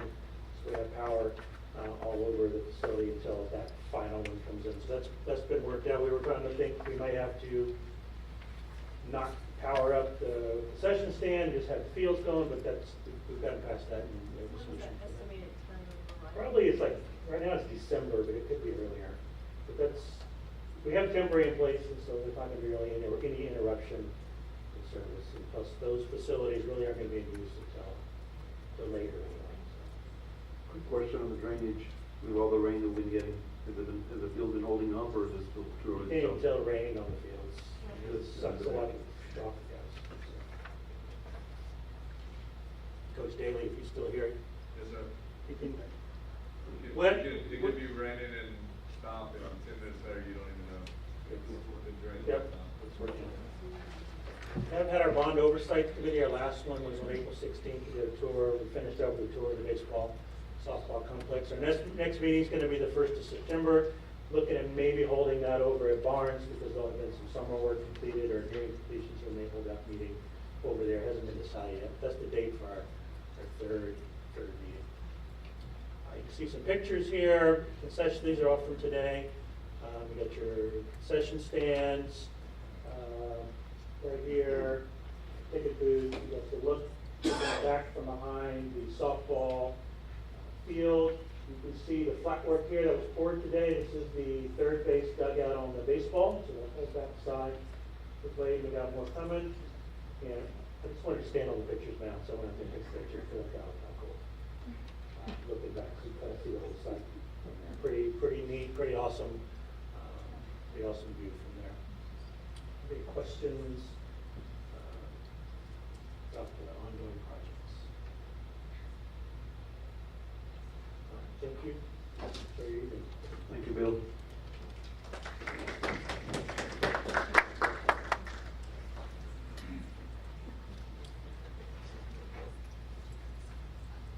Call item number 4C, Seguin ISD 24-25 budget update. Ms. Yeo will present.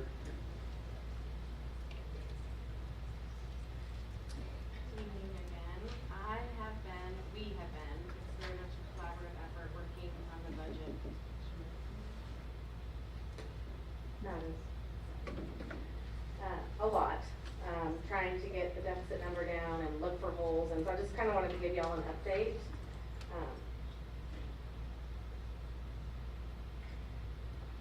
Some big things that we've come across since we last talked at our last budget workshop. We did receive prices on the renewal of our property insurance. We did expect a substantial increase, however, it was very substantial. Most Texas school districts, all Texas school districts are seeing that due to the weather and the increase in storms and claims. This has been something we've been seeing over the last few years. Also, as we add properties, we're going to continue to see an increase in our insurance because we're adding properties. So that was about $162,000 increase from the prior year. We are still looking at, leaving no stone unturned, I guess. We have a reimbursement resolution later on in the agenda that I do have a slide for that when I present that. It's an option, it's not something y'all have to do, but I will go into detail on that. I also have a couple of slides here about the voter-approved tax rate election. I told y'all I would get you some concrete numbers on what kind of revenue that would generate, so I have those numbers for you. We have started moving forward with analyzing CTE with the service center. The free part that they do, I've asked them to go ahead and start that. That will be something that will go on through the next school year that we could possibly implement in the following school year. We are continuing to look at staffing, stipends, anything that we can do through attrition, moving people around, whatever inequities, whatever we can do there, we will continue to do that. We have made some ground in that area. I have started looking at unspent budget line items. An example I like to use is sometimes schools do things like we budget $500 for pencils and we spend $5. And then the next year we budget $500 for pencils and we spend $5. So looking for those. A lot of times we don't like to take away people's budgets, but when they're going unspent year after year, do they really need it? So that's going to be something that I've started, but that will be ongoing next year as I see purchases that are made as I'm here longer. So with the ups and downs, we're currently at a $3.7 million deficit with only a teacher step raise. With the things that I have worked through since our last budget workshop. So gain some ground, lost some ground, gain some ground, lost some ground. But and I will have to move forward with proposing a budget. I have a notice I'll have to put in the paper before we adopt the budget. So I'm going to start working on that process, but it can easily be changed. So with salary changes, we can edit that right up to the last minute. I did look at a possible other quote for insurance just to see where we were, and we actually really don't have a bad plan. So it would not be to our benefit to go with another company right now. We're in a really good spot, even though it went up so much. We would see it much higher if we switched to a different company. So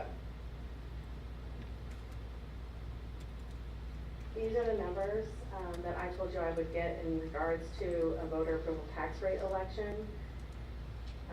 As we talked about before, pennies and how they're generated, and I'll go over that briefly again. But the big thing I wanted to explain to you is that when we increase by a golden penny, we bring in additional tax collections because our tax rate went up a little bit, but we also generate more revenue from the state. So the number in parentheses for 2 more pennies, that's $649,000. That's the portion of the $1.1 million in additional revenue that's actually coming from the state. And with 3 pennies, it's 1.3 million. Now that's in a situation where we're right now, same kids, same values, same attendance rate. So we are generating more local dollars, but that part is taking advantage of our state funding. So TEA will set our tax rate in August, and with our preliminary values, we've been doing tax compression because of House Bill 3. Right now with those values, we will see more tax rate compression of about 5 cents.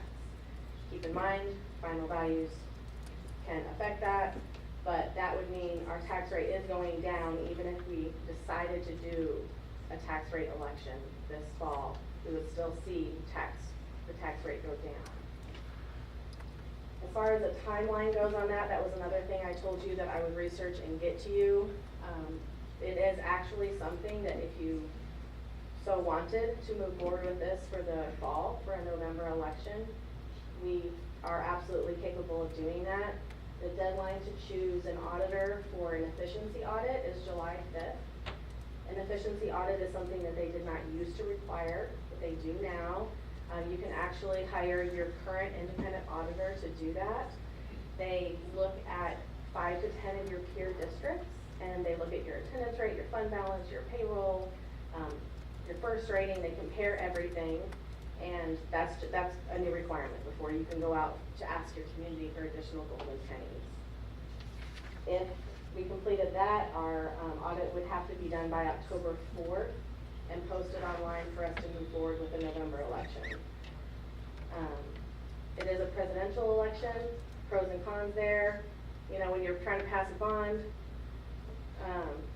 sometimes they say don't do it around a presidential election. However, a lot of people say differently about a tax rate election. Sometimes when you get more people out, you get more support, especially when you are putting out there that you're doing this to get the most out of your state funding, to give people salaries, to give people raises, to do certain programs. A lot of times you do get very good results.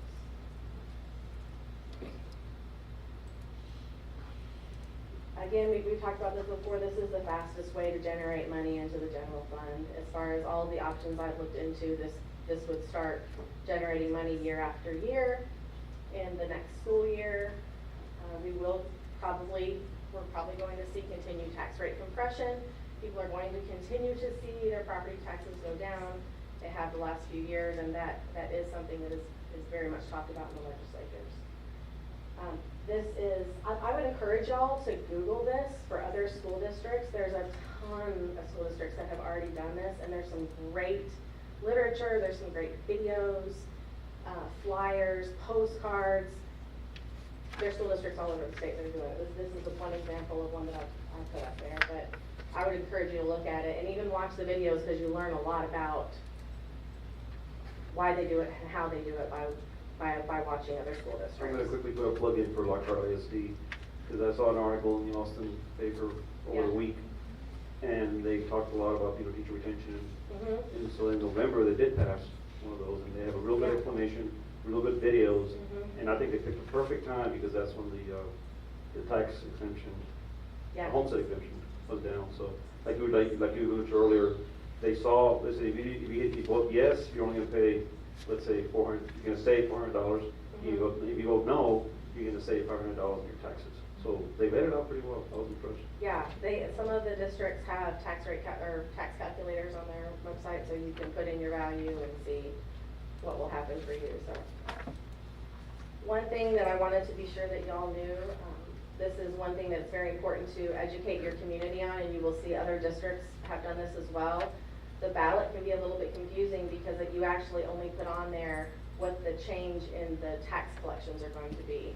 So when I show you those numbers of the total revenue that you're gonna generate, that's not the number that they'll see on the ballot. So you just have to educate people to make sure they know there's a lesser number on the ballot, but that's just because it's only representing a small portion of the additional revenue.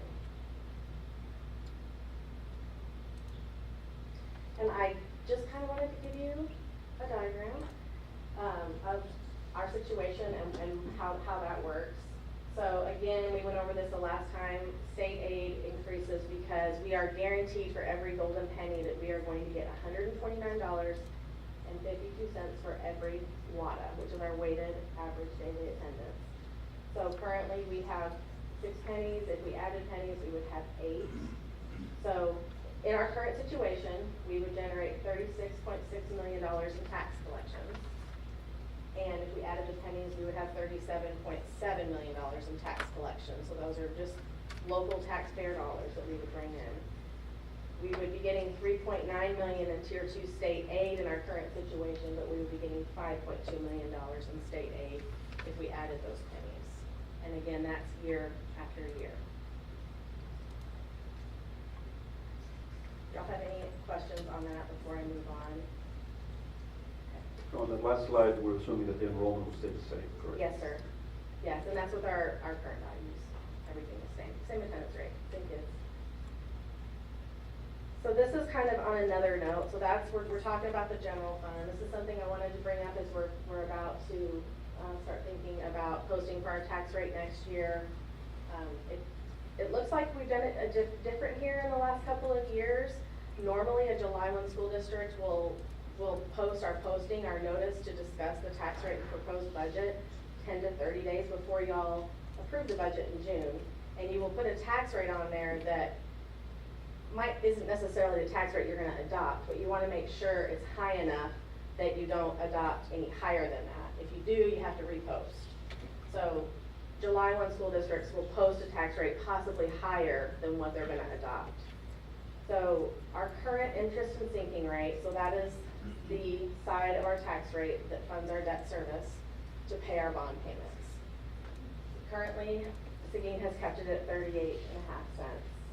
When bond of 2022 was passed, it was communicated to the public that an additional 2 cents would be added at that time when the bonds were sold. That 2 cents was not added in 2022. The increase was, and I've done some checking, I've communicated with the prior CFO, and it was not made because collections were high enough that they didn't need they didn't need that extra tax collections to make their current debt service scheduled payments. So they didn't increase it by 2 cents. However, it was represented that we would do that when we sold all of the bonds. We have not sold all of the bonds. That will be our next bond sale. And this is just a scenario to give y'all numbers. If we were to add on that 2 cents, obviously we're going to collect more money to make a higher debt payment. At where we're at right now at 38.5 cents, if you were to go out for a May 2025 bond election, not saying you would, I just have to pick a date because that makes a difference in the calculations. Our bond capacity is at 47 million. If you did go ahead and issue those other 2 cents, our bond capacity would be at 65.8 million. That's just for your information. Difference of 18 million in bond capacity. It would also mean a larger defeasance payment if we didn't do a bond election in May of 2025, but we went ahead and did the 2 cents. It just means we could have a higher defeasance payment and pay our debt off quicker. Does that make sense? I feel like this is a lot of information, so. And I went ahead and found the slide where that was put out, an INS rate increase of 2 cents after all bonds were sold. And again, we still have one more bond sale before that happens.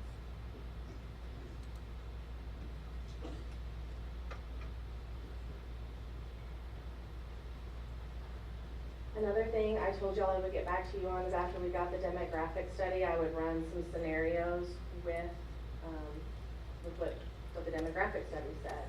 So I did that. It does show a 0.6% growth for next year. That generates about $250,000 in additional revenue for that school year if our kids stayed exactly the same attendance rate, same number of kids, if we added 0.6%. So then I went through and did some numbers to tell you what our deficit would be depending on what we did with the budget as far as salaries goes. So if we only did the step, obviously we would be at $3.5 million deficit, and so on and so forth. You can kind of see what percentage change does to the cost in our raises and our budget. Equity raises, that's something that we're kind of looking at just to see, where we are as far as our people in line with how many years they've been here and what they should be making. That's something that we'll present to you at a later time. But that is something that is a possibility as we look at the budget for next year and what we're going to do for our compensation plan. I wish I had good news. But this is actually good news because this year y'all assigned $5 million of fund balance to salaries, right? Next year, we're not doing $5 million. And there's been good things. This is a positive thing. There's been good things discovered as I've had conversations, asked questions. This is we're gonna beat this, and we're competitive with ourselves as well. yes, ma'am. So yes, ma'am. Yes. Yes, I would absolutely agree with that. So it just takes time, and a lot of schools are in this situation. Most schools are in this situation. So we can hope that the legislature does something. And any thoughts y'all have, I'm open to them. Any more information you want to see, or if you have any advice.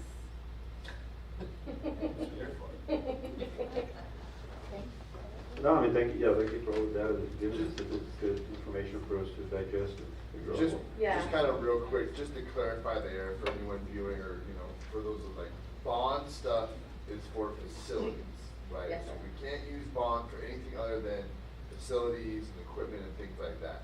This golden penny would help us pay our teachers and help us pay our staff a better rate or maintaining where we are, which are, like Ms. Duncan said, we're more than just competitive. We're kind of at the top of the line around here as far as pay goes. But that golden penny is going to people, which I think there's a lot of people don't understand. Oh, you can't use bond? No, we can't use bond for that. But we can use the golden penny to pay the people, and that's the biggest thing. So if we do decide to go off of that, it's for our staff. This is the money that's going to teachers and staff. Yes, sir, and I mean, that's exactly what it is. A bond money is only for what you pass the bond for. You cannot use your bond money to pay salaries and unless it's a bond employee. And yes, it's to take advantage of our state funding as well. So use the formulas. Really appreciate all your hard work in such a short Absolutely. period of time here. I know at one point in time, 3 years ago, maybe we did a study in the surrounding school districts, and we ended up paying our teachers higher than most of the school districts did.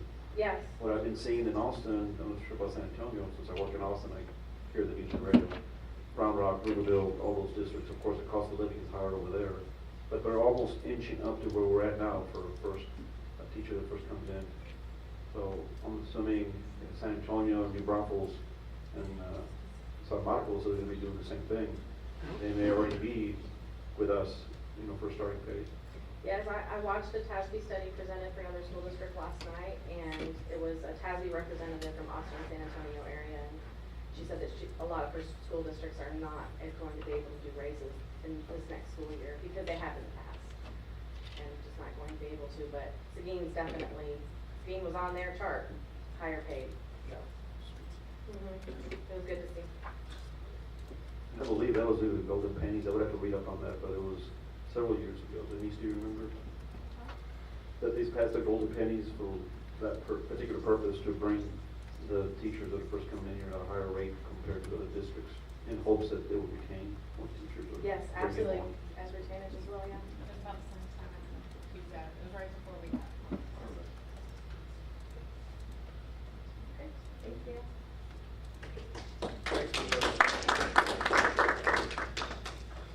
So now we'll move on to 4E, Seguin ISD Leadership Pipeline and Strategic Plan 2027 Update.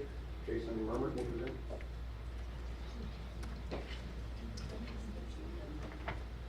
Oh. Yeah, I'm sorry, I skipped D. We'll go back.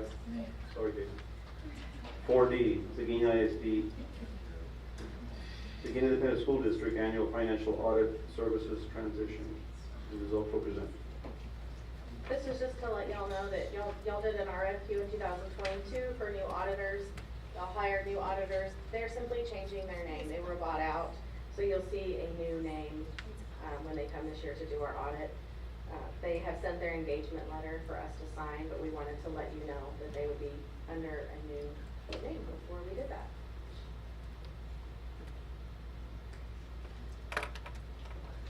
Thank you.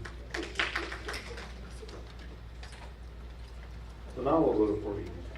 Seguin ISD Leadership Pipeline and Strategic Plan 2027 Update. Jason Murmur will present, and Steve Gonzalez.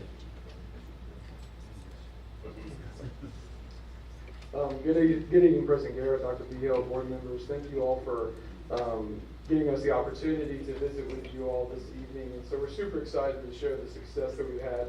It's been a very eventful evening of sharing different success. So we're excited to share with you about work we've done with Holdsworth as well as the strategic plan throughout this year. And I would like to invite one of our students up here to join us, Danielle. Danielle's been a significant part of this process, and I just wanted to give her an opportunity to talk about what their role is in the development of what leadership is going to look like in Seguin moving forward. Good evening, everyone. So the leadership in Seguin is going to improve more than it is, of course, as of right now. Mr. Gonzalez actually brought us the leadership symbol as what was before of the district's leadership unity, and me and my team actually analyzed that, broke it down, and improved that. So after we did those following things, Mr. Gonzalez actually took all of that back and put it forth towards a task force, where we received feedback saying that they actually loved our groups and corporations and feedback to where they took it to the whole source. So, yeah. Thank you. So when we talk about leadership in Seguin ISD, really what started with our current reality. And doing so, we were able to do what's called a district talent assessment. So we surveyed our principals, our teachers, our assistant principals, other stakeholders in the district to just gain an idea of where we are right now as to define our current reality. And then we took that information and we really were able to really work through that and plan on what our future is going to be like. And through that plan, we were able to develop this multi-year plan of how we're going to improve leadership in Seguin ISD. And through that, we did project plans, and then we also did teams and structures in that. So we really broke it down to what is it going to look like. And so we're here today to just really share with you our year one journey with that, and then discuss what we're doing now, and then what we're going to do in our year two. So now I will turn it over to Mr. Jason Mummer to talk through a little bit of our shared vision. All right, thank you, Steve. Dr. B. Hill, Board President Garrett, Board of Trustees. Thank you all for having us here. I'm very excited about the work that we have had the privilege of doing this past year with Holdsworth and bringing it here to Seguin and empowering our leadership pipeline. So first we're going to start with the shared vision, which is underneath OLE, which is one team learning together, elevating excellence, and that shared vision that we have that we're trying to cultivate here in everything that we do. And so we have a revised North Star goal with some priorities. I'm going to let Dr. Hogue briefly talk about the North Star goal, and I'm going to talk about how these priorities build a foundation for us to be able to get to that North Star goal. Well, good evening, Board President Guerra, Dr. Vigil, members of the board and community. Part of the work that went along with the Holdworth was bringing in the strategic plan and updating it in regards to changes and accountability as well as some other factors. We certainly value the work that was done by our community stakeholders for our current strategic plan, and we do wish to bring them back as we continue the important work for a plan what we're going to call Plan 2027. So we're going to be extending out the plan 2 additional years from the current plan of 2025. As you recall, our current North Star goal is for 80% of our students to be enrolled in the campus with a TEA accountability rating of A or B by 2025. The North Star update that we are proposing is to encompass more than just STAR accountability and include other measures such as culture and climate, attendance, as well as student, employee, and parent engagement. Campuses will be tiered from 1 to 3, with 1 being the best, using a weighted methodology to encompass all these factors. So the revised North Star goal will read 80% or more of our students, as you can see at the top there, 80% or more of our SISD students will be enrolled in the campus that is Tier 1 or Tier 2 by August 2027, based on school performance framework campus tiering. And so the North Star goal is also goal number 5 in our proposed updated strategic plan, which I will further discuss here later in the presentation. All right, thank you, Dr. Hogue. So, as Dr. Hogue alluded to, how do we get to that 80%? So this leadership work that we're doing at Holdsworth, we have these 4 priorities here that'll help. We know that research tells us that principals and leaders of a school have a profound impact on student outcomes. And we learn that, they remind us of that every time we go to Holdsworth. Some research says that when we lose a good leader, there's a huge learning loss for the campus. So we need to make sure that doesn't happen. So we have these priority outcomes to help build that foundation and that strong pipeline here in Seguin. So priority 1, we want a 2-to-1 ratio. That means every 1 job that opens up, we have 2 people we have ready to go to replace that 1 spot. That's priority outcome 1. The second one is to reduce the representational gap. There's a lot of data saying our students need to be able to see themselves in their leaders. So we need that good representation of students to staff leaders. Priority outcome 3, reduce the number of internal transfers. So we need to make sure that we're not moving people around too much so they don't have the experiences to grow. And then priority outcome 4, we need to build the capacity of internal staff to support all of our district talent systems to make sure, again, we have people ready to go all the way through in any position that opens up. So what did we do first? So Mr. Garrett got to come out to Austin and see the unveiling of our leadership graphic there. And so we developed that leadership definition and the leadership graphic first, because that helps us define what great leadership looks like here in Seguin. Over there on the right, they call it the Holdsworth House. We see at the top, which is aligned with our vision as a school district, is excellent and equitable student outcomes, right? That's what we want to get to. So first, what we had to do is we had to make sure we have a leadership definition to have that foundation. But with that, we also wanted to make sure that the district, what we've done here in the past, the context and the culture of our district shines through. As you can see there with our graphic, the Matador mindset, that's part of that context and culture that lays that foundation there.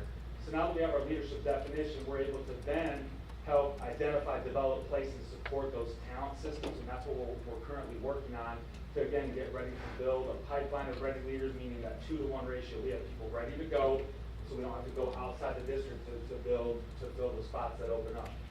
So as you see here, our leadership definition, it names broad outcomes. If you look on the outside there, you have things like continuous learning, open communication. Those are those competencies.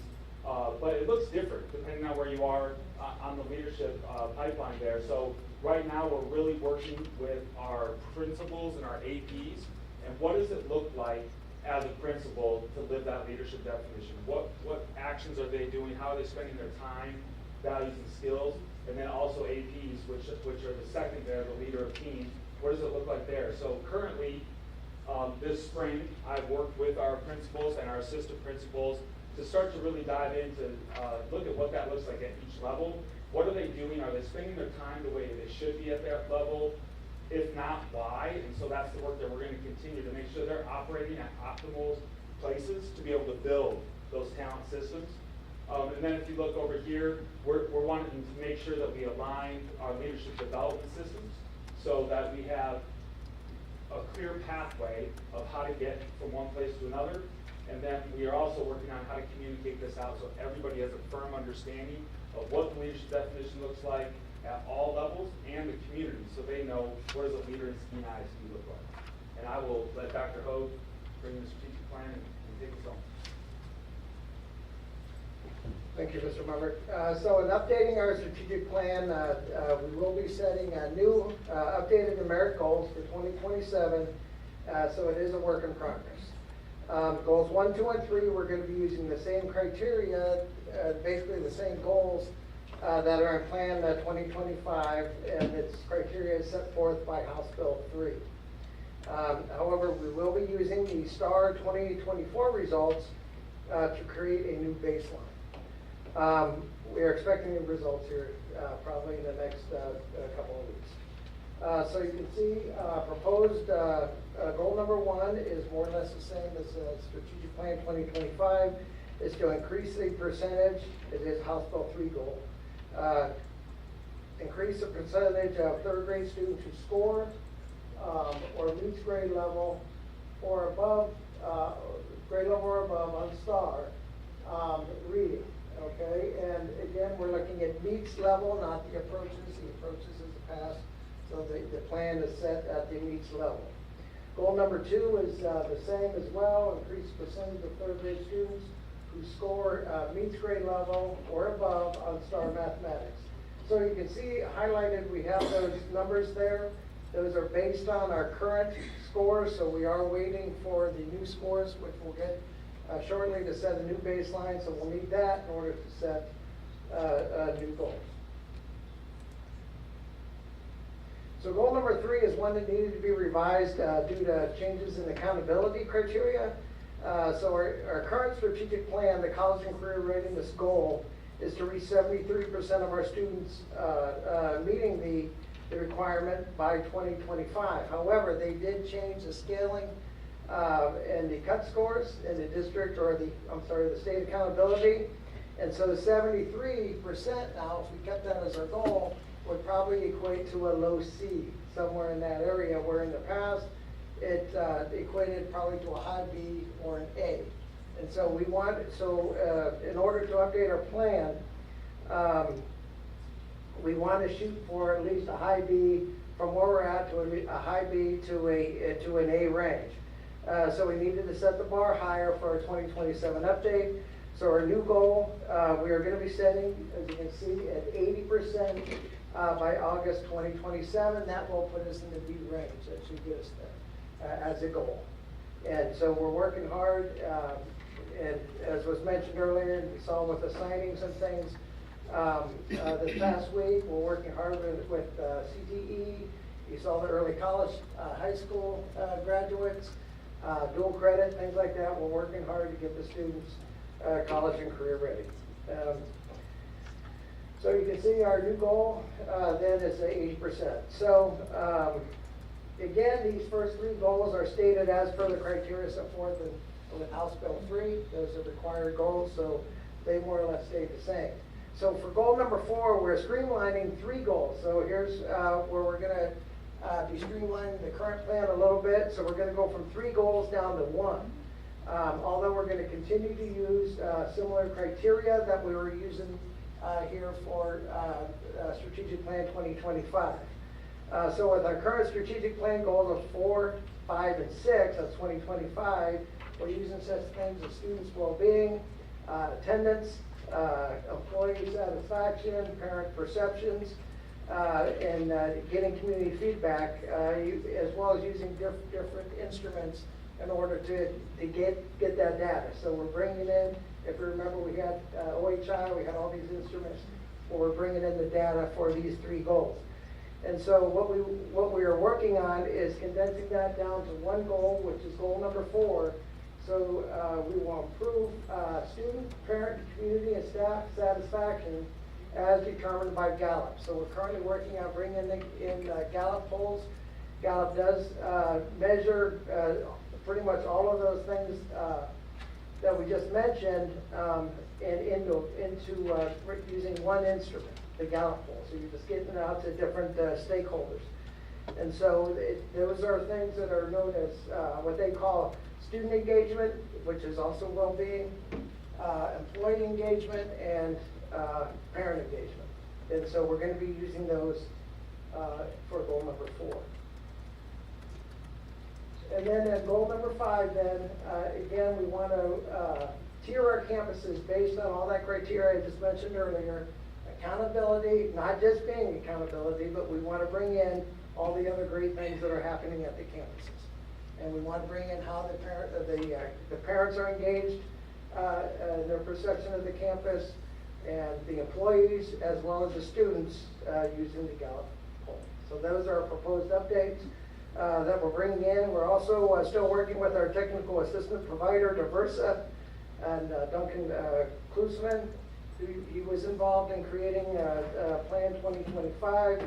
And as we continue to work to finalize the Strategic Plan 2027, we also want to bring back the Strategic Task Force from the last group so they can have input and give us feedback in moving forward with the new plan.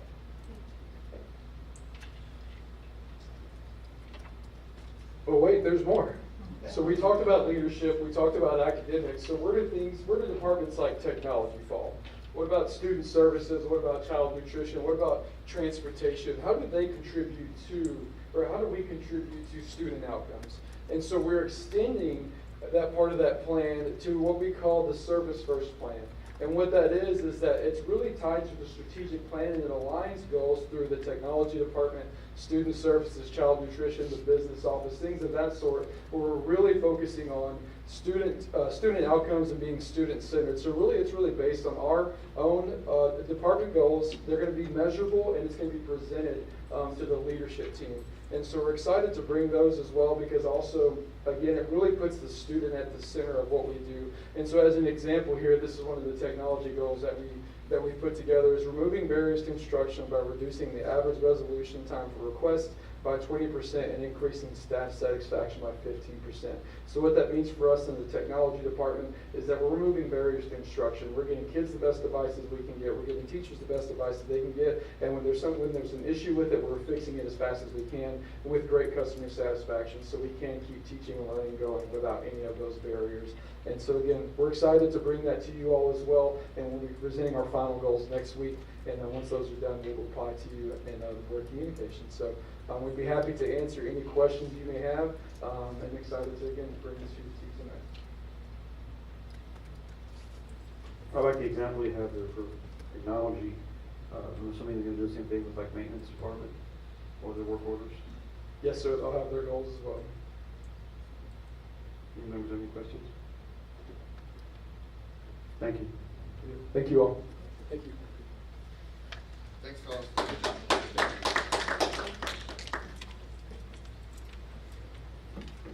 Now we'll move on to item number 5, which is closed session. Board will adjourn into closed session pursuant to the following sections of the Texas Open Meeting Act. 5A, pursuant to Texas Government Code Section 551.071, 551.074, 551.129. Consultation with legal counsel, including possible telephone consultations with legal counsel as necessary to address legal concerns, implications, and answer any legal questions regarding posted agenda items. 5A1, safety audit findings will be discussed in closed session.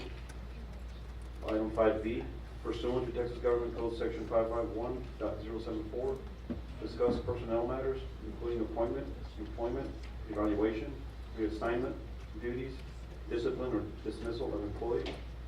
5C, pursuant to Texas Government Code Section 551.072, discuss the sale, purchase, exchange, lease, or value of real property.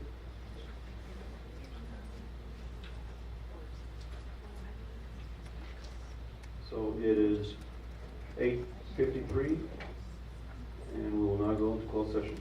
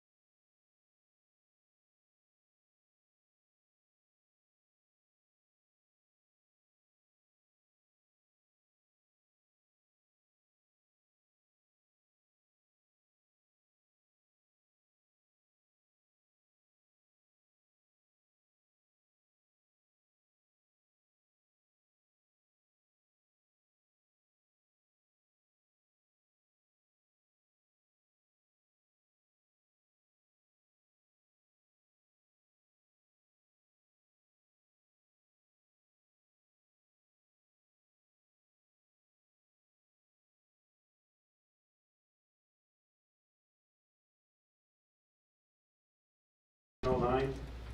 We will now reconvene the open meeting. The board will take appropriate action on items if necessary as discussed in closed session. Currently, there is no action items that are taken from closed session. Item number 7, consent agenda items. Considering possible approval as applicable. Policy BE local states that the consent agenda shall include items of a routine and or recurring nature grouped together under one action item. All such items shall be acted upon one vote without separate discussion unless a board member requests that an item be withdrawn for individual consideration. The remaining items shall be adopted under a single motion and voted as applicable. 7A, approval of board minutes of a regular meeting, April 23rd, 2024, special meeting, May 1st, 2024, and special meeting, May 8th, 2024. 7B, approval of tax collection reports for April 2024. 7C, approval of proposed budget amendments and financial statements for March 2024. 7D, approval of donations received April 2024. 7E, approval of district-wide plumbing systems, maintenance equipment, parts and service, RFP 2402.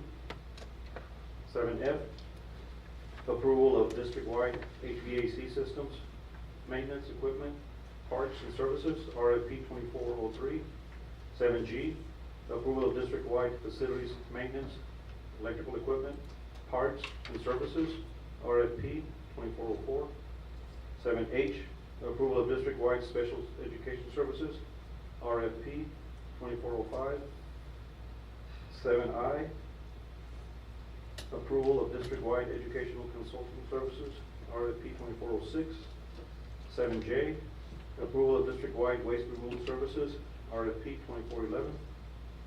7K, Seguin Independent School District Purchasing Cooperative Management Fees Report 2023-2024. 7L, information regarding Seguin ISD participation in ESC 13 Regional Day School Program for the Deaf, RDSPD.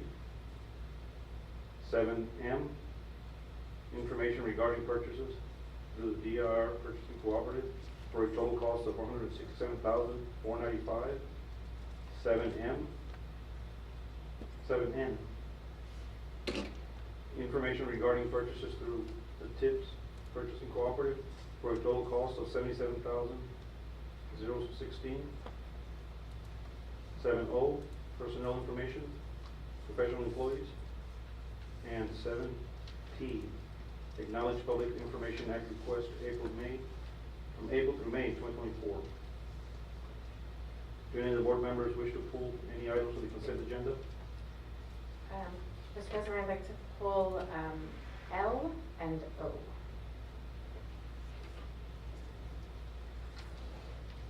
So item 7L is Liz Oaks to present on information regarding Seguin's ISD participation in Region 13 Regional Day School Program for the Deaf.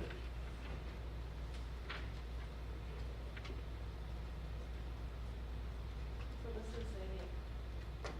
this is an annual thing that y'all approve every year. We do send students to the Regional Day School Program for the Deaf. It's in Hayes ISD. It's Tom Green Elementary. This says we have 3, we're actually up to 4 as of today. These kiddos need more intensive instruction than what we have here. So that's why they go to, and I do have Halsey Dean here if y'all have additional questions I can answer. What are some other programs like this that we participate in besides the School for the Deaf? What are some other? For special ed? I'm gonna refer to you because I apologize, I'm not familiar enough with Seguin yet.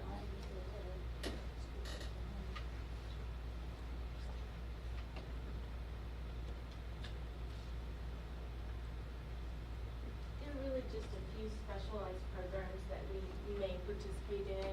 We're a part of the cooperative through Region 13 to participate in this.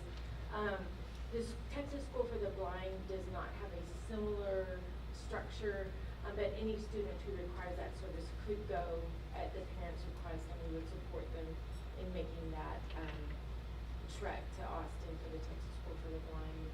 But this is the only cooperative service that we're a member of. The difficulty is finding the translators for our students and providing that additional level of support. The communication piece is huge, and it requires a lot of additional staff and services. I've heard people say either that we don't have deaf and blind students or that we don't serve our deaf and blind students. The main reason I wanted to pull this is so that the community could understand that we do provide those services. It's just in a different way than people may picture in their head. We actually serve, I would say our number is probably 30 to 40 students and they're called students with deaf or hard of hearing. We actually have 30 or 40 students who are deaf or hard of hearing that we serve with a professional in the district.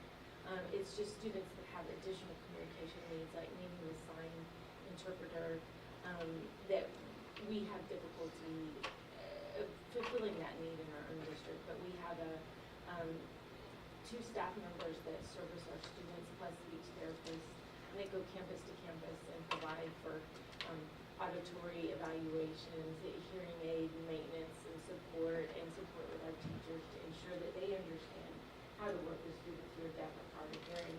We provide FM systems that teachers wear that transmit directly to student auditory devices, so they can have the teacher's voice amplified directly. So there's quite a bit that we do actually. Real quick, just to like piggyback on that a little bit more. So you're saying that we have people that we employ in this district that go into people's homes to help tune their hearing aids and things like that? They work with children at the school. They work with children at the school? Yes.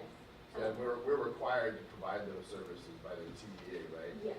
So just for an example, would a private school have to do that? No, not to my No, knowledge. these are not mandated by the TDA to take care of these special They're education not kids, but required. we are. We are. So in the debate of the election stuff coming up, that's kind of a big deal because these are mandates from TEA that public schools have to take care of these children and provide them these very expensive services that private schools don't have to do, right? You're absolutely correct. Thank Yes. you very much. And that would come from SHAR's funding, or from other programs? So we do not actually receive SHAR's funding for the deaf and hard of hearing services because that's considered instructional and not personal care. So the students must have those communication devices to access education. So we don't get to bill for SHAR's for the services we provide in deaf and hard of hearing. And we have numerous students with visual impairments as well that we service in the district. I do not have a single child going to the state's school for of the blind right now.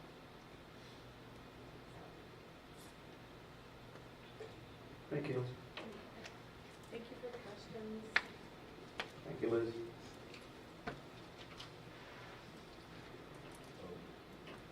Do I hear a motion to?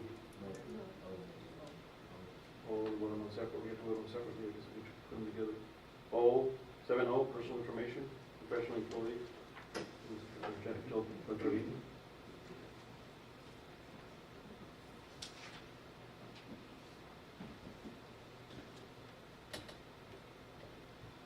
Good evening, President Guerra, Dr. Vigil, board members, and guests.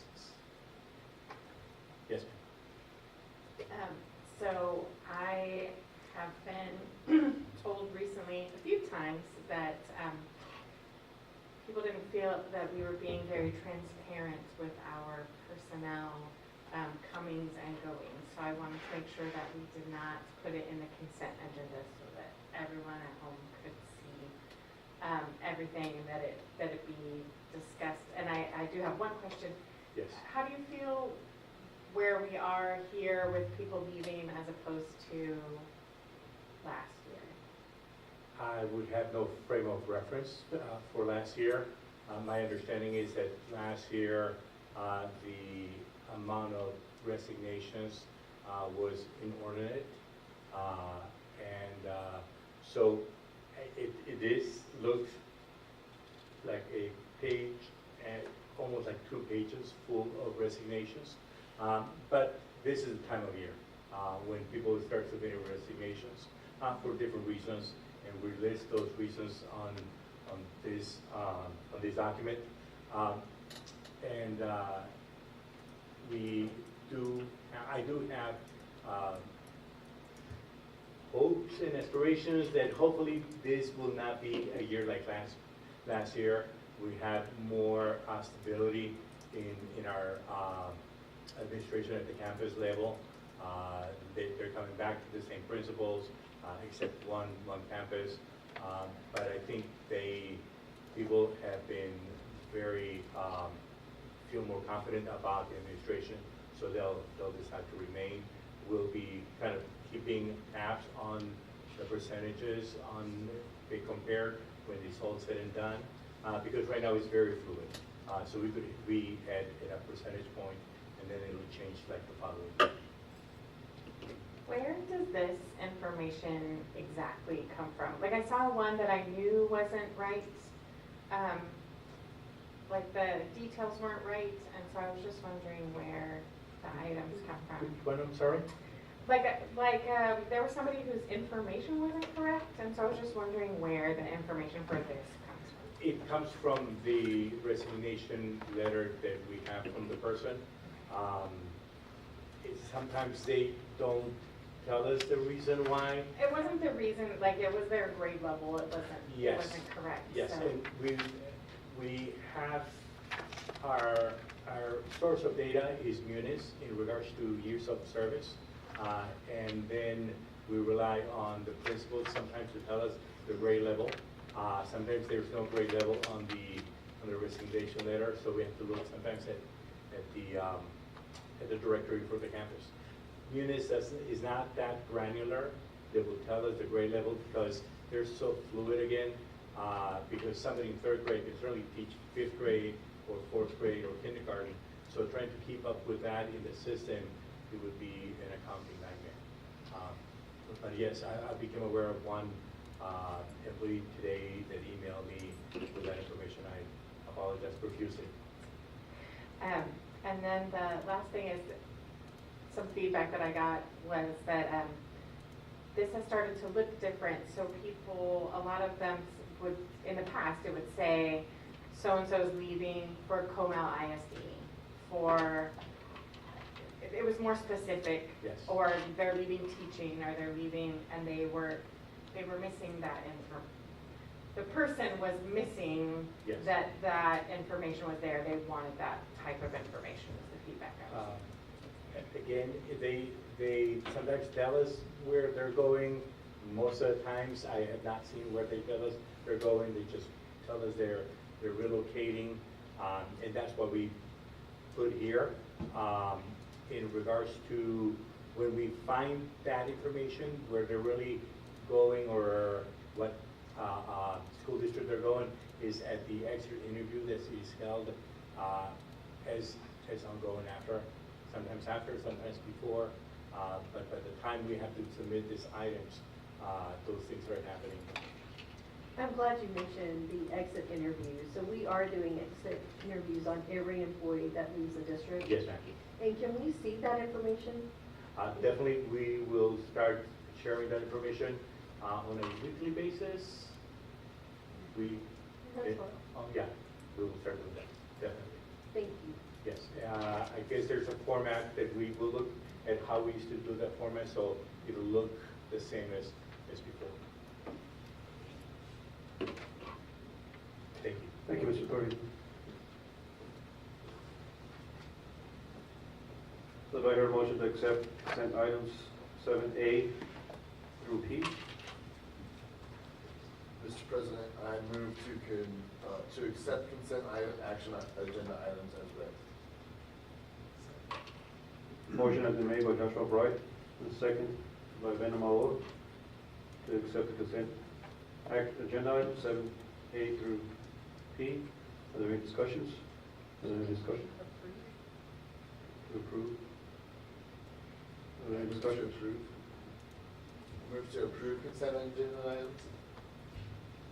We have to do that out of 2 separately? Maybe. I was reading up here earlier, but we'll go ahead and do this again, safe side.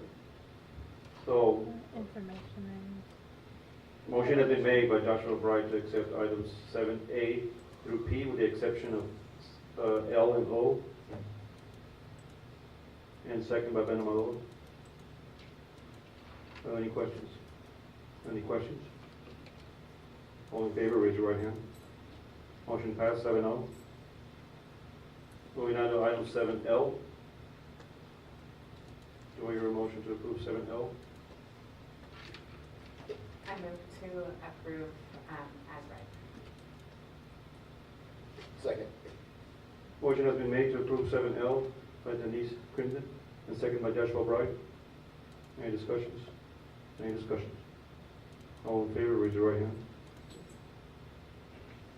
Do I hear a motion to approve 7O?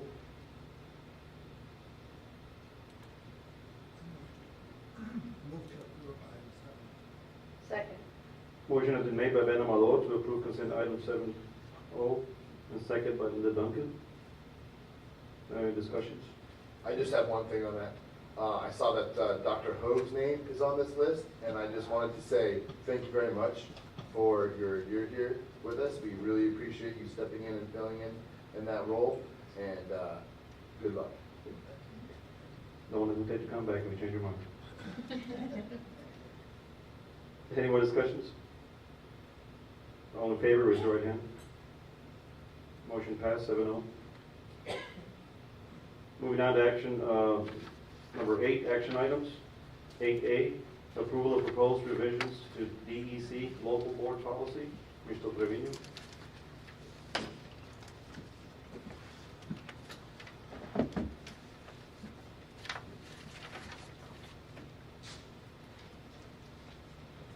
Good evening again, Board President Guerra, Dr. Vigil, board members, and guests. We bring revisions to local policy DEC in regards to the payment for, and that will be the only revision on this payment for accumulated leave upon retirement. There's some changes that we are recommending and then some no changes as well. The changes is that currently we pay for state and local days. The change would be to pay local days only. The other change is the notice of resignation from 2 weeks to 30 days. That would be for professional employees. I failed to put the one for non-professional employees that will still remain at 2 weeks. Then also the maximum days paid right now is unlimited. It's not mentioned, so I take it to be unlimited. And the change would be to a maximum of 30 days from their local leave bank. No changes we will still continue to pay upon retirement. I did see that some other school districts were paying for separation from employment, whether it was just a resignation going to another school district, and they would be paid for unlimited days in their bank. And the no change, again, 10 years of service in the school district, that would remain prior to retirement. And the rate of pay will remain again, as the board approved a few years ago. It will be found on one of our compensation plans, compensation handbooks. It was set at $75 per day. And I did find, I did look at other policies in the surrounding school districts. I believe you have that document in front of you as well. I may refer to those if you have any questions on that document.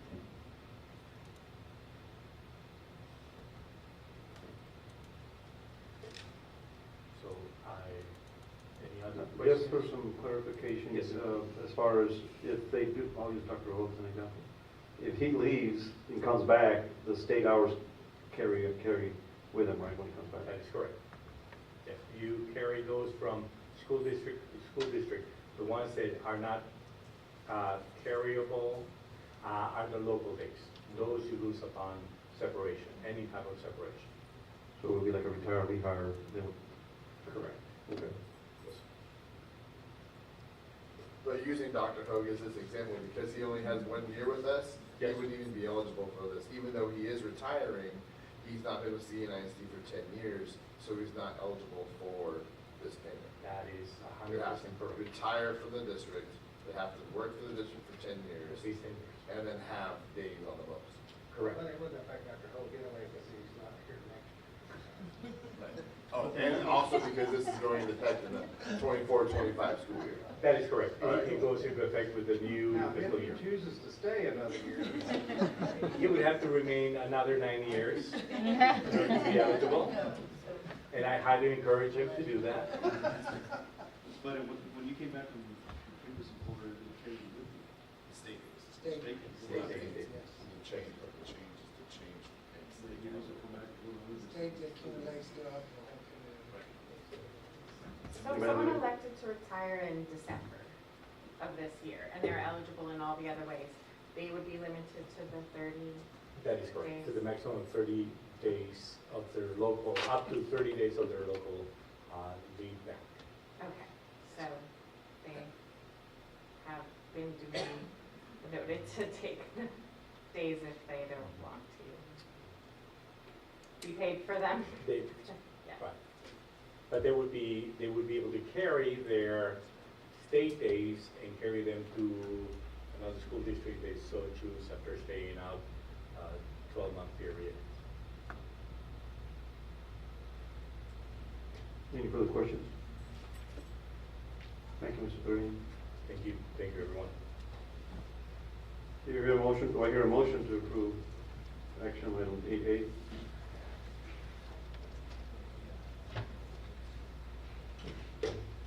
Mr. President, I move to approve item 8A as read.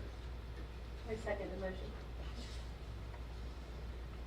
Motion was made by Glenn Jenkins and second by By who?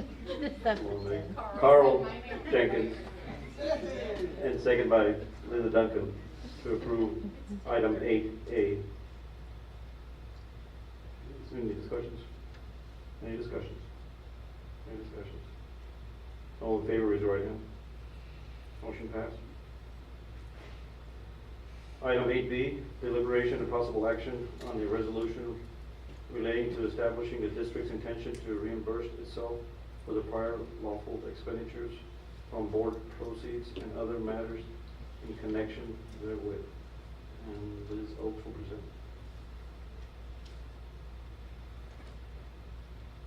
This is the option that we talked about briefly earlier. Again, this is just looking at all of our options and talking with our financial advisor. This is a way that we could essentially get back, reimburse ourselves for money that we spent on capital expenses. The resolution is necessary so that we can have a 60-day look back. So any money that we spent on capital expenses prior to tonight, if you adopt the resolution, could at any time in the future be reimbursed through a bond. So right now, if you adopted this tonight and we did a 60-day look back, we would be able to recover the $1.75 million from the baseball softball field project that was over the original bond amount.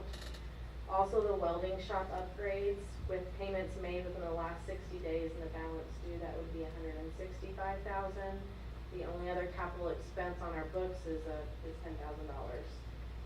So again, this does not mean that we would be reimbursing ourselves. It means it would give us the option at some point, if you decided to do a bond election for these items.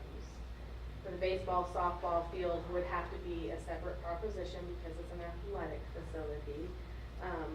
But it doesn't mean we have to have a bond in November or May. It just means in the future. Also, any capital expenses we have in the general fund going forward, we could also work into that bond. If there, I don't expect anything substantial, but things happen. Just a reminder, this does not force us to do any type of debt issuance. It just gives you flexibility if that opportunity came up. How does something like that read in the bond order? So the way that our attorneys wrote the resolution, they made it in a way that is pretty bar open, you know, capital expenditures. Obviously, the baseball softball field would be its own. So, welding shop upgrades, equipment, construction, renovation, facilities.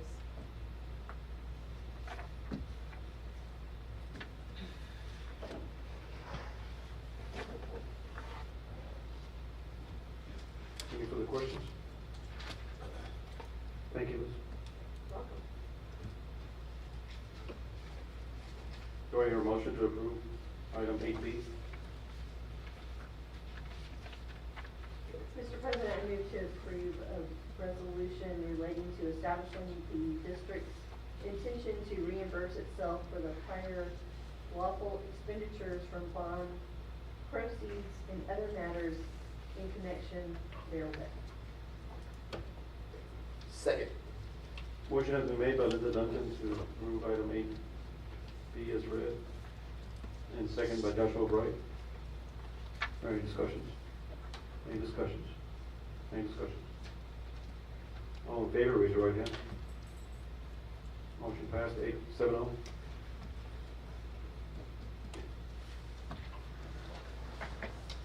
Back to item number 10, or item number 9. Do the board members have any comments or requests? Just like to thank everybody for being here tonight, and I will not be here for the June meeting. I'll be in Africa, so I'll miss y'all. I also thank everybody for being here tonight, and I also won't be here for the June meeting or the July meeting. Hopefully back in time for the August meeting. I'll be in the North Pacific. I want to reiterate that I'd really like to do a meet the board member, some sort of event, hopefully sometime in June, because from as often as my phone rings, people have things to say, and I would like to give them a chance to say them to some of us in a more orderly and welcoming fashion. So if we could get something like that on the books, I would be very excited. Thank you. I know we discuss it every year, but we never act on it, and that's a good point. As far as having two different ones, maybe one at the school, when the parents come pick up the children, or... I got some feedback that there's some people that would like to go elsewhere, so the public library, somewhere like that, just two of us at a time, taking constituents. Are you taking summertime? Information. With or without yeah. staff? Sorry? With or without staff? I think we tried a few different ways and see what the community likes. They've never done anything like this before, so I think we're gonna have to find out what they're most comfortable with. Okay, What makes them feel heard. thank you. Move on to item number 10, adjourn. I second that. Motion has been made by Benham Alor and second by Linda and Niskun to adjourn the meeting. All in favor, raise your right hand. Motion